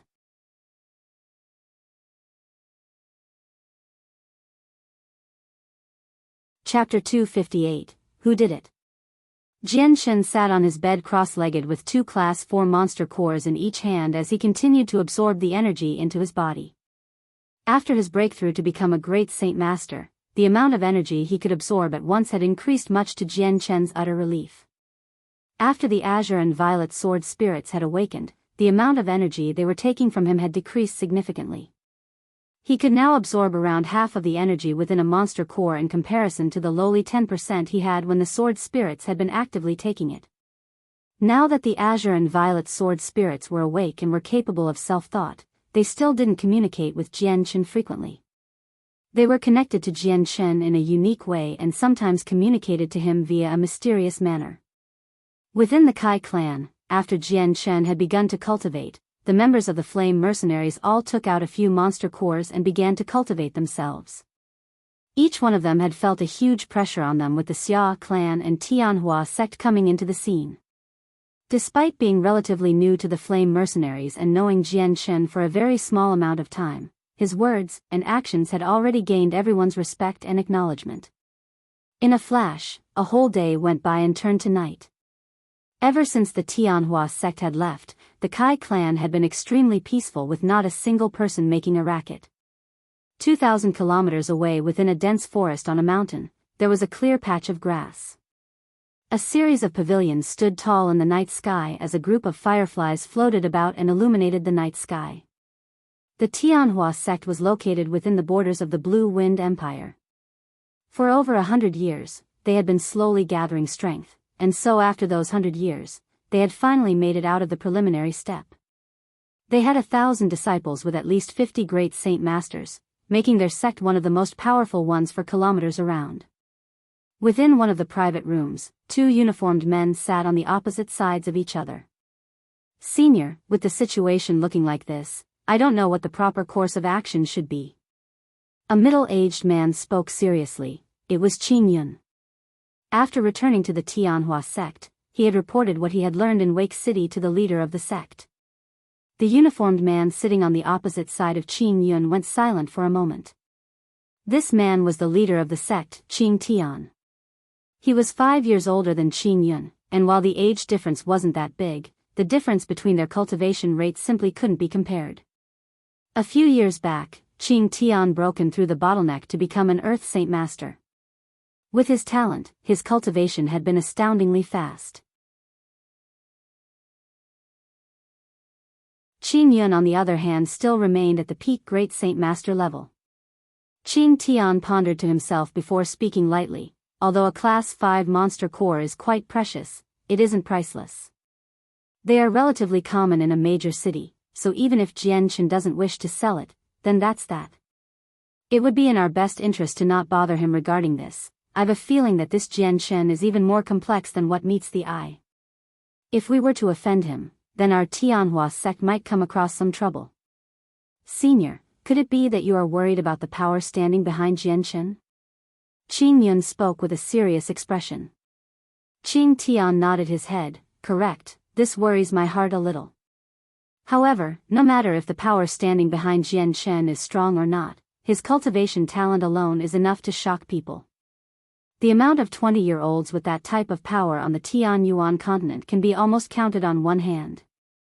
Given a few more years, then I'm afraid to see what type of expert Jian Shen will become. As of right now, we've done nothing wrong to him. We simply cannot afford to offend such a genius like him for the sake of a single Class 5 monster core. Junior, tomorrow, you will return to Wake City and if possible, become close friends with Jian Shen. Qing Yun nodded his head. Senior, I didn't think that our thoughts would be so similar. I was worried about this as well, so that's why I came back to report it to you. Qing Tian smiled before looking at Qing Yun seriously. Junior, you've already reached the level of a peak Great Saint Master. Who knows how fast you will make a breakthrough to become an Earth Saint Master given a Class 5 monster core. With this, Qing Yun let out a breath of air with dejection before shaking his head. No, even if a Class 5 monster core increasing my chances, I still have not yet grasped a guaranteed success. If I shatter my saint weapon during this stage, then it would be extremely hard to reform it. Qing Yun paused for a moment before speaking up again. Senior, it's getting quite late so I'll be returning to my bed first. I'll have to leave for Wake City first thing in the morning after all. With that, Qing Yun left the room quickly. At the same time in the depths of another mountain 1,000 kilometers away, there lay a manor house towering over the forests. This manor house belonged to the Xia clan. The Xia clan had established this manor house a few dozen years ago. The first clan leader was an Earth Saint Master expert, and because of his existence, the Xia clan became the #1 power in the region and grew in power from there. However, the Xia clan's headquarters was not in a city. For the sake of conveniency and no restrictions, they had established another general headquarters at a second-class city a few dozen kilometers away. At this moment within the Xia clan's halls, 20 men sat quietly at the table with a stretcher covered by a white cloth nearby. Underneath the white cloth was the figure of a person and a few traces of blood. Because of this sight, the mood within the halls was quite somber. Just then, a white-robed elderly man with a great beard walked forward.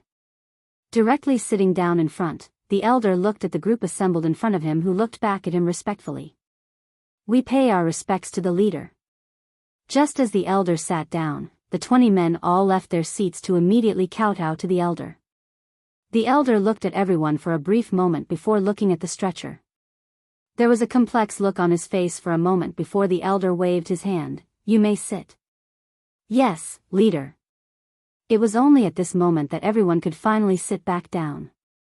Each one of them could see a calm expression on the elders' faces without a hint of worry. From this, they could all tell that the elder's mood was rather light. The elder continued to look at the stretcher in the middle of the hall for a long moment before sighing. Rising from his seat, he slowly walked toward it and began to lift up the cover. Right in front of his eyes lay a man whose vacant-looking eyes stared blankly up toward the ceiling. From his neck, there was a single wound with some blood still drying. The elder slowly closed the dead man's eyes with his hand before covering up his face once more. He then walked back to his seat and sat down before looking at everyone. Just what exactly happened here? Who was the one that killed Lu Zheng? The elder's voice sounded calm, but everyone knew in their hearts that the elder's heart was filled with a furious wrath.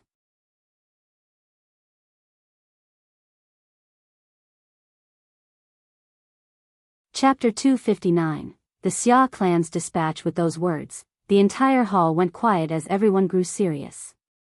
The 20 men began to grow nervous as they watched their patriarch. As high-ranking members of the Xia clan, they knew of the deep and personal friendship between him and Lu Zheng. After his death, each one of them had found it very difficult to report it to their patriarch. The serious stare in the patriarch's eyes grew colder as he suddenly stared daggers at everyone. At this, everyone's hearts suddenly jumped. "My lord, this matter would be best explained by the young lord. Only he will be able to give a clear and detailed explanation of the matter." A middle-aged man spoke out nervously with a forehead filled with sweat. "Have Xia Lu come straight away," the patriarch ordered. A person immediately left the room in order to fetch the young Lord Xia Lu. After a while, the fearful face of Xia Lu entered the hall and kneeled down. "Grandson Xia Lu sees honorable grandfather." The patriarch's eyes landed onto Xia Lu's body. His previously cold eyes grew softer and softer by the moment before speaking. "Lu heir, just what exactly happened? Who was the one that killed your uncle?" "Grandfather, you must take revenge for Uncle Lu's death." Xia Lu's face became sorrowful before describing the detailed story of just what had happened between Jian Chen and the Xia clan.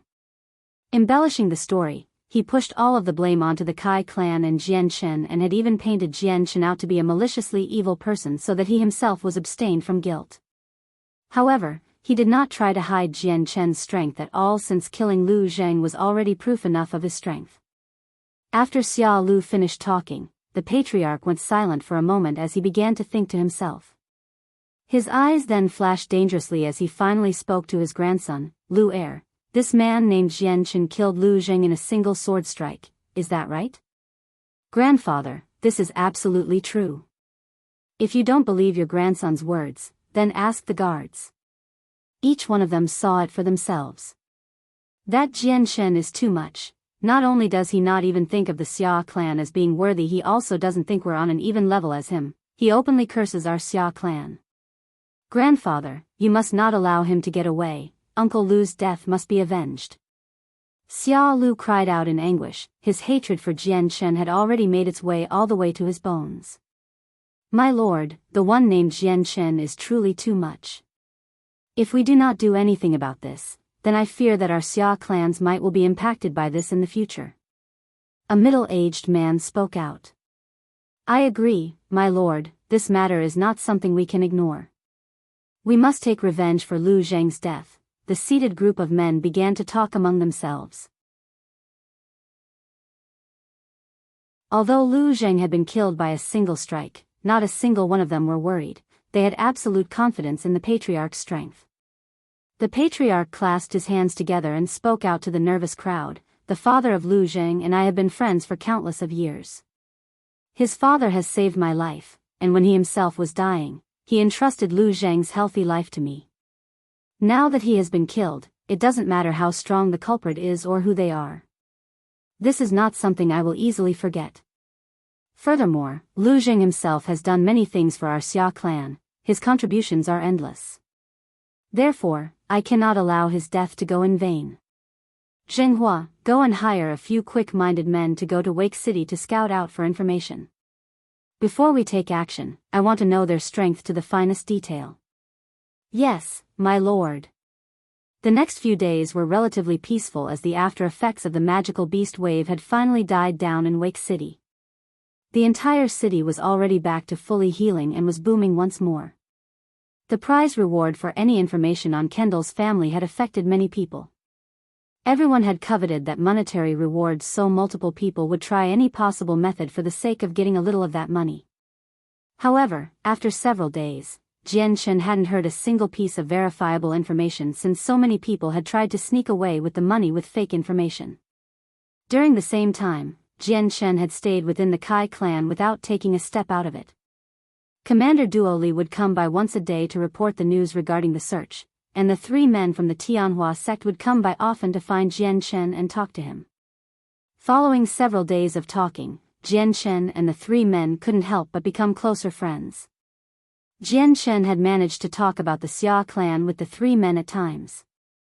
Fortunately for him, he had learned that the Xia clan only had a single Earth Saint Master who had made that breakthrough 10 years ago. His talent at cultivation wasn't that outstanding, so he should be at the 2nd or 3rd cycle at this point, which was not a major threat to Jian Shen. During his cultivation, Jian Shen had dispatched some flame mercenaries to spy on the Xia clan. Although they wouldn't be able to see their every move, they would at least know if a large amount of troops were being moved about.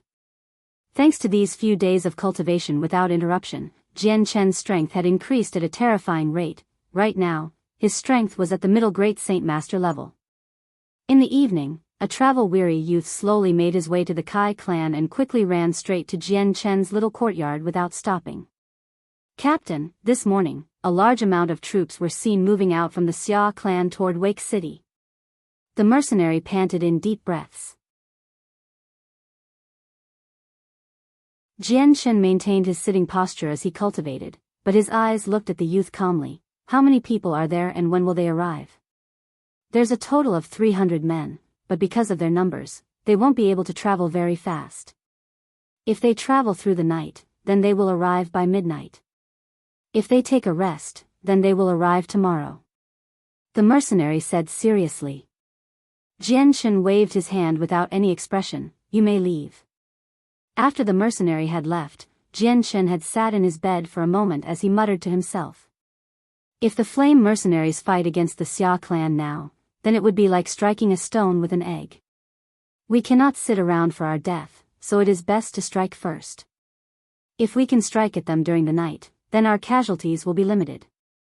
Thinking about a plan for the next few minutes, Jian Shen then brought the 7 great Saint Masters on their Class 2 magical beast mounts out of the city. A kilometer outside of Wake City, 3 uniformed men suddenly moved into Jian Shen's path. These 3 men were Qing Yun, Qing Mu, and Qing Shan of the Tianhua sect. Brother Jian Shen, where are you heading off to? Qing Yun said with a smile toward Jian Shen. Jian Shen cupped his hands together. Brothers Qing Yun, Qing Mu, and Qing Shan. Since it's night time, we have some matters to take care of. Qing Yun laughed. If my guess is correct, then brother Jian Shen is going to deal with the Xia clan? Jian Shen nodded his head without a single word. Qing Yun's face grew serious for a moment as he continued to speak. Brother Jian Shen, do not take this as me underestimating you, but the strength of the Xia clan is not weak at all. They have 10 great Saint Masters while everyone else is at the Saint Master level. Furthermore, the patriarch of the Xia clan is personally leading the troops. With just the 8 of you, even if you win somehow, there will be a heavy price to pay. Hearing this, Jian Shen's eyes narrowed. The troops that the Xia clan was leading was truly beyond his expectations. Qing Yun continued to smile at Jian Shen. Although brother Jian Shen will find it difficult to fight against the Xia clan with 8 people, then if you add the 3 of us, then this will be an easier matter. Will brother Jian Shen accept our help?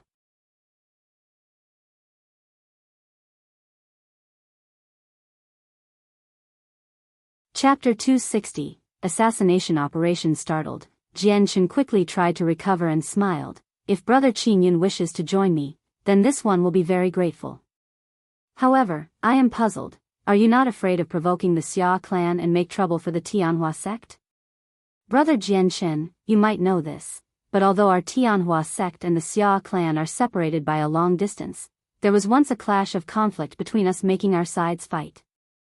Afterward, a few of our Tianhua sect disciples had mysteriously disappeared, but we could only guess that the Xia clan was the reason for that. We just never found clear evidence of their actions. We wished to exterminate the Xia clan, but if we were to take action, then our Tianhua sect would suffer greatly as well, so the best we could do was to put this matter off. Now that Jianshan wishes to fight with the Xia clan, then us three will do our best to help you. Qingyun spoke. Huh, so it's like that? Then this one truly thanks you three for your help. Jianshan laughed joyously. With the three of them, their strength would increase several times over. After that, Jianshan and the Tianhua sect disciples didn't waste any more time talking and immediately rode off into the distance on their magical beast mounts. At this moment it was barely the start of the new morning. The sky was still dark because of the dark clouds in the sky, with the moon slightly hidden behind them. Deep within the sky, the distant sounds of thunder could be heard. Roughly 300 miles outside of Wake City, there were several hundred tents scattered about, with a few campfires starting to be lit up. The campfires danced in the dark light and flickered energetically. In the center of the campgrounds was a large flag that was hoisted into the air so that everyone could see the giant Xia symbol on it. By this point, the majority of the group had already rested up, so a few men began to patrol back and forth among the tents while the rest stoked the wood in their campfire. Bang! A sudden crack of thunder illuminated the campground with an ear-splitting sound. In that instant, the entire campground was lit up brightly as if it was daytime. Straight after that, a torrential downpour came down from the skies and immediately extinguished the campfires and threw the campfire into complete darkness. With the heavy downpour, not a single thing could be heard. What bad luck for us to be under such bad weather. One of the patrolmen cursed as he crawled into a tent to avoid the rain. 500 meters away, the figures of a few men suddenly darted closer, with the rain and darkness hiding their figures. The rain muffled their footsteps so that their movements would not be noticed. This group was Jianshan and the others from Wake City. 200 meters away from the campground, Jianshan and the group came to a stop. After taking a moment to talk about the plan, Jianshan carefully took off toward the campground while the others remained behind. Jianshan stopped at the closest tent before carefully entering. Inside the tent it was so dark that Jianshan couldn't see his hand when it was right in front of him, so his entire figure wouldn't be spotted. Using his spirit to let him perceive what was in the tent, he could sense 3 men inside still sleeping. Without hesitation, he flashed his sword and stabbed the 3 of them before immediately leaving. Jianshan was completely confident in his sword technique. In those 3 blows, he had stabbed all 3 of their throats and claimed their lives without a single sound. Under the heavy downpour, Jianshan traveled from tent to tent as the rain poured down on him. Right now he was completely drenched in water, and as a result, he looked bedraggled. Originally Jianshan had planned on fighting with the Xia clan in the open, but after this heavy rain, he had decided on a new change of plans. If he could assassinate a few of the Xia clansmen before the battle, then the military might of the Xia clan would be cut down in size. If he could assassinate the Earth Saint Master in their clan, then there would no longer be a heavy threat to him. However, Jianshan wasn't sure that he would be able to kill the Earth Saint Master, so he had decided to clean up the lower-leveled members to cause the maximum amount of damage to the Xia clan's fighting force. Although assassination wasn't an area that Jianshan was an expert in, the heavy rain really helped cover up Jianshan's tracks and movements. So no one was able to detect him at all. In a short moment, Jianshan had already killed 100 men, roughly 30% of the Xia clan's total number of people. After another short moment, the total number of people that Jianshan had killed was around 200. Right now, nearly 100 of the tents were coated with blood on the inside. Some of the blood made it to the outside, but the rain was starting to wash it away slowly while the stench of blood remained slowly filling up the area. In the center of the campground within a large tent, the patriarch of the Xia clan sat cross-legged with his eyes closed as he cultivated. His entire body was so still that he seemed almost like a statue. Then, the patriarch's nose twitched before his eyes flew open and he stared dangerously outward. Trying to listen closely, his eyes narrowed. How strange, why is there a faint smell of blood? Straining his ears even further, he tried to listen for a brief moment before immediately sensing something and roaring, "Wake everyone up, someone's here." With that, the patriarch immediately flew out from his tent. Within the campgrounds, every single person was now starting to wake despite the ongoing downpour of rain before storming out of their tents. Now that his position was revealed, Jianghu no longer hid and immediately began to fly about killing the nearest person to him so that he would be able to kill the most amount of people in the shortest amount of time. Jianghu was starting to use the entirety of his strength. His light wind sword flew out at rapid speeds and instantly pierced through the throats of those closest to him. Realizing where Jianghu was and what he was doing, the patriarch let out a huge roar before bringing out a giant axe to swing down on him. At the same time, the 7 great Saint Masters and the 3 men from the Tianhua sect immediately charged into the camp from 200 meters away. The light wind sword in Jianghu's hand began to glow with a hazy silver light that was extremely noticeable in the dark night. A faint amount of intense sword chi began to float outward. Those closest to Jianghu could feel the terrifying amount of power from it. Right now, every single person still alive charged toward Jianghu, who bore straight into a group and began to kill indiscriminately. Evading the patriarch's attack, Jianghu killed another dozen Saint Masters with his fast sword techniques. With even great Saint Masters needing to be careful against Jianghu, Saint Masters wouldn't even be able to catch a glimpse of his sword strikes. Thus every Saint Master found that their throats had been pierced and died without even being able to scream. Against such a large group like this Jianghu along with the patriarch, there was still another restriction on top of that. With the darkness, Jianghu wasn't able to see too clearly, but that restriction applied to the Xia clansmen as well. They weren't able to see Jianghu or even predict his movements as he moved about. Even more so, they were afraid that if they made a move, they would hit one of their own. Seeing how his clansmen were continuously dropping to the ground, the patriarch's chest began to beat furiously as he roared, "Everyone move out of the way." With that order, every single clansman immediately scattered, allowing their patriarch to fight against Jianghu. Right after everyone moved away, the patriarch was able to lock onto Jianghu's position, and without hesitation, he suddenly brought down his axe in the direction Jianghu was heading. Sensing the sudden gust of wind come toward him, Jianghu's eyes flashed dangerously as he brought his light wind sword up. Suddenly, a faint glow of azure and violet light could be seen, allowing Jianghu to then fearlessly bring his own sword against the patriarch's axe. Jianghu was quite familiar with the azure and violet sword chi, but now he wanted to test it out to see whether or not if he could break apart an Earth Saint Master's saint weapon.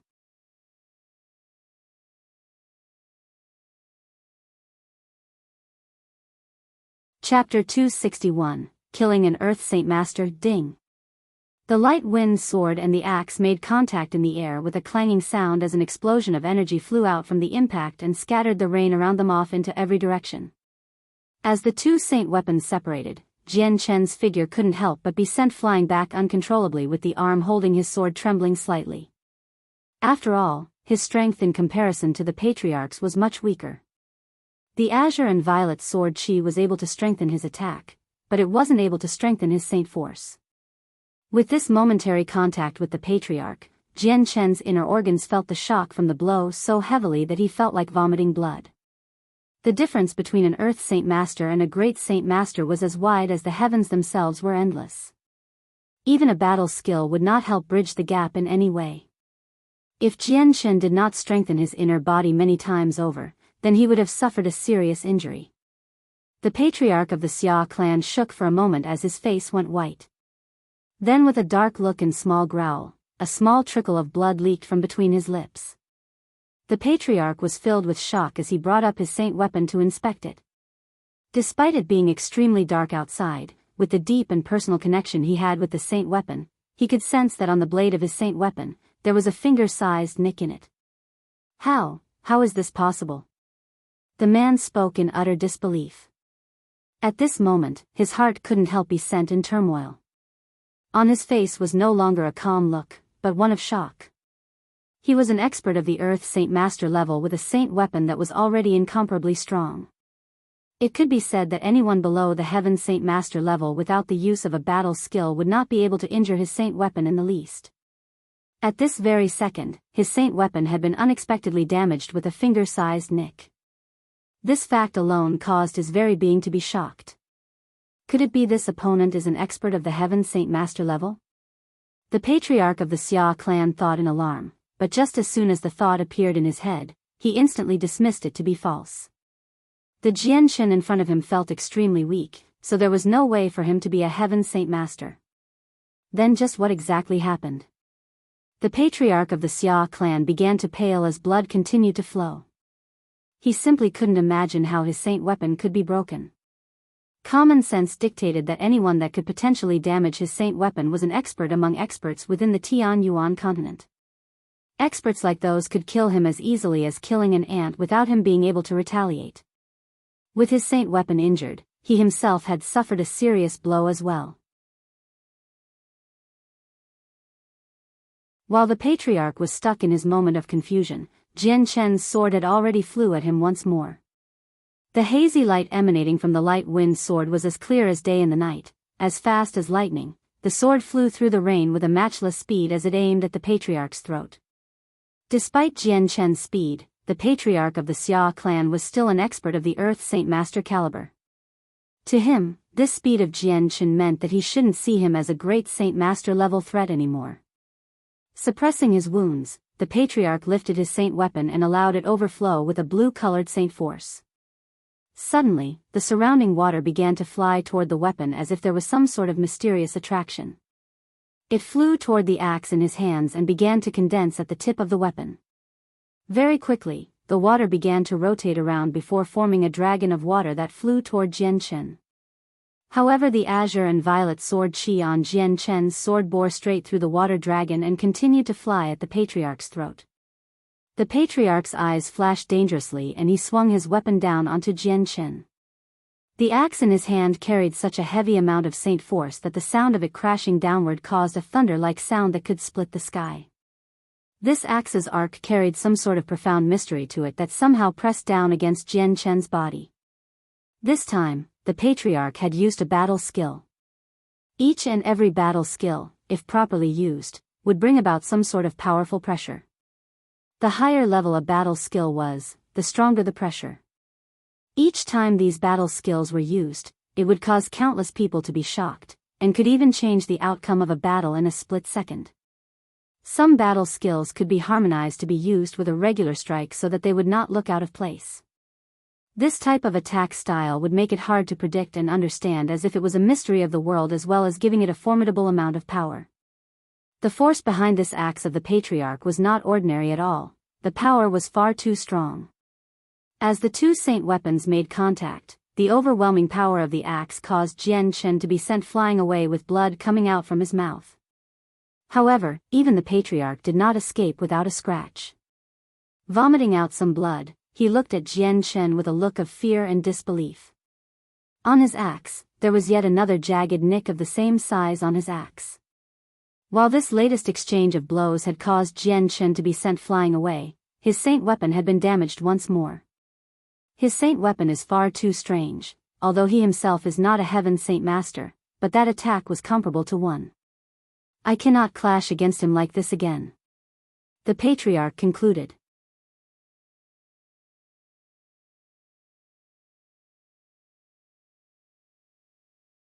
The patriarch's eyes narrowed as he stared at Jian Chen in concentration. Could you be Jian Chen?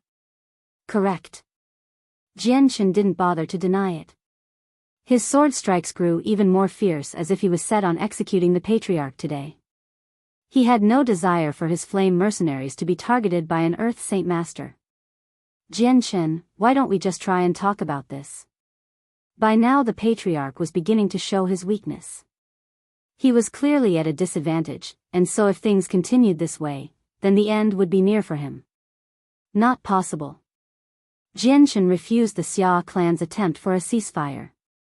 Hearing this, the patriarch's expression grew dark before staring dangerously at Jian Chen through the dark. Jian Chen, this matter today, Xia Fan, will definitely remember this. With that, the patriarch instantly turned around and began to flee. Immediately giving chase, Jian Chen knew that in this heavy rain and darkness, if the patriarch were to get too far away, he would not be able to catch up. While the patriarch's wounds were quite severe, he was still an Earth Saint Mazer. His inner saint force was enough to stabilize himself so that he could run fast enough for Jian Chen to be unable to catch up. Seeing that the patriarch was getting farther and farther away, Jian Chen's eyes flashed unnaturally bright, making it seem as if there were two fireflies in the night. The light wind sword in his hand immediately parted from his hand as if it had been brought to life. PCH. The patriarch simply did not think that Jian Chen would be able to accomplish such a strange feat, so he had been caught unaware, allowing the light wind sword to pierce straight through his throat.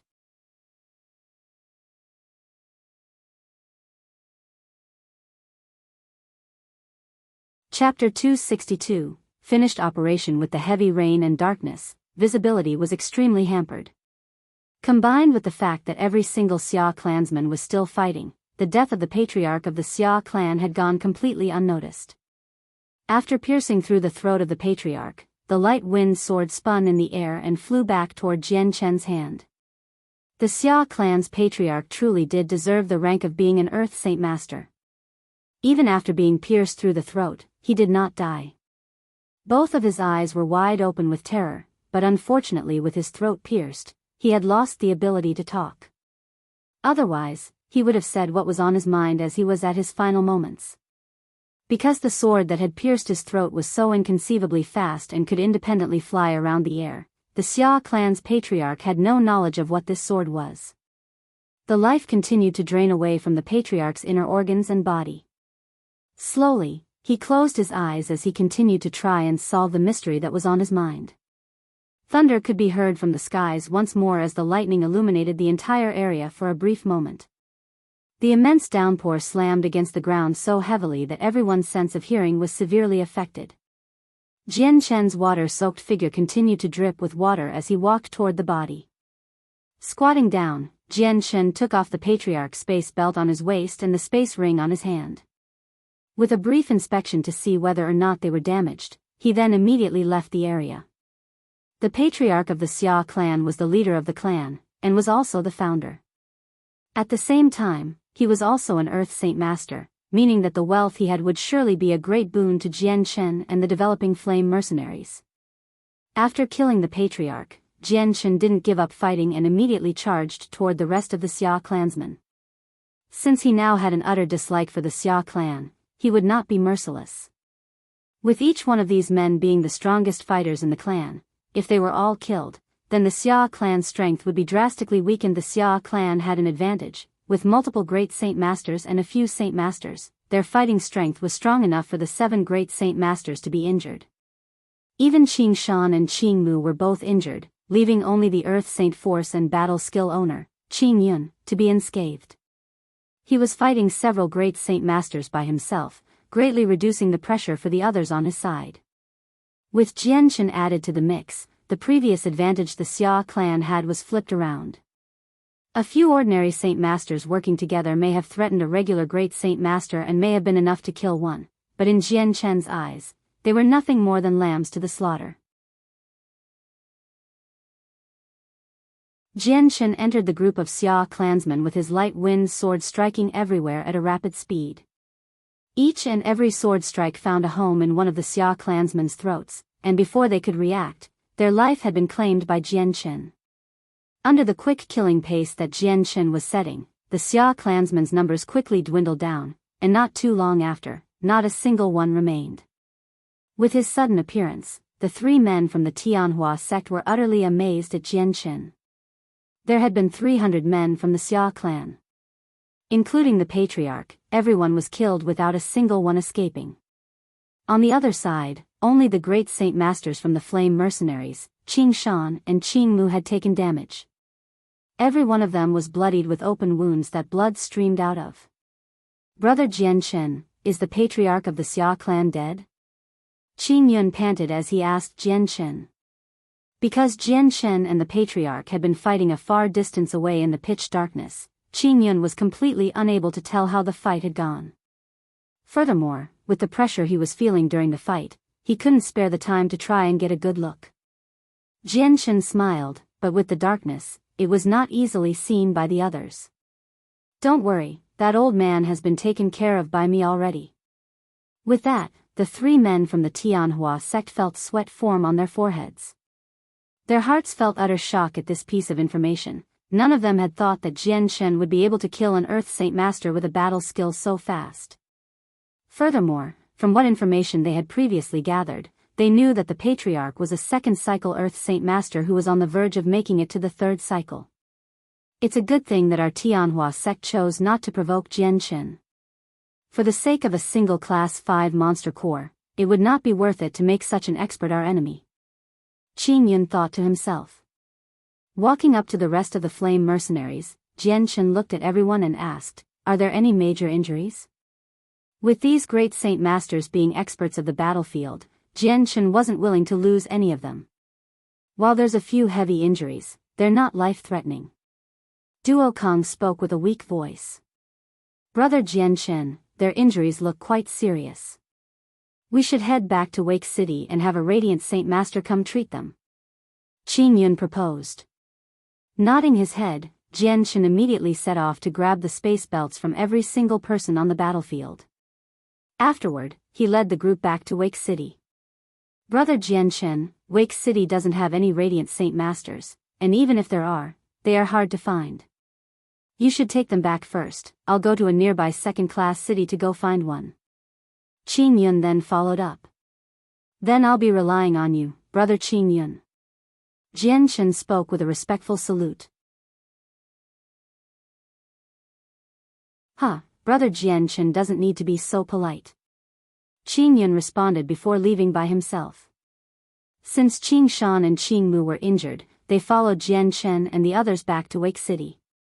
The trip back to Wake City was rather slow because of their injuries. The rest of the morning passed by. Jian Shen and the rest finally arrived at Wake City. After reaching the Kai courtyards, Jian Shen found a few rooms for the 9 to rest up in. He dabbed some medicinal herbs onto their wounds and gave them some panacea so their wounds would heal at a faster rate. By evening, Qing Yun had brought a white-robed youth back to the Kai clan. This youth was around 28 years old with frail-looking disposition. There was an arrogant look on his face as he came in with a dark-skinned Great Saint Master. "You're tuning in to the Biyao's Wuxia Chronicles YouTube channel. Don't forget to subscribe and join us on this journey to catch the most captivating stories.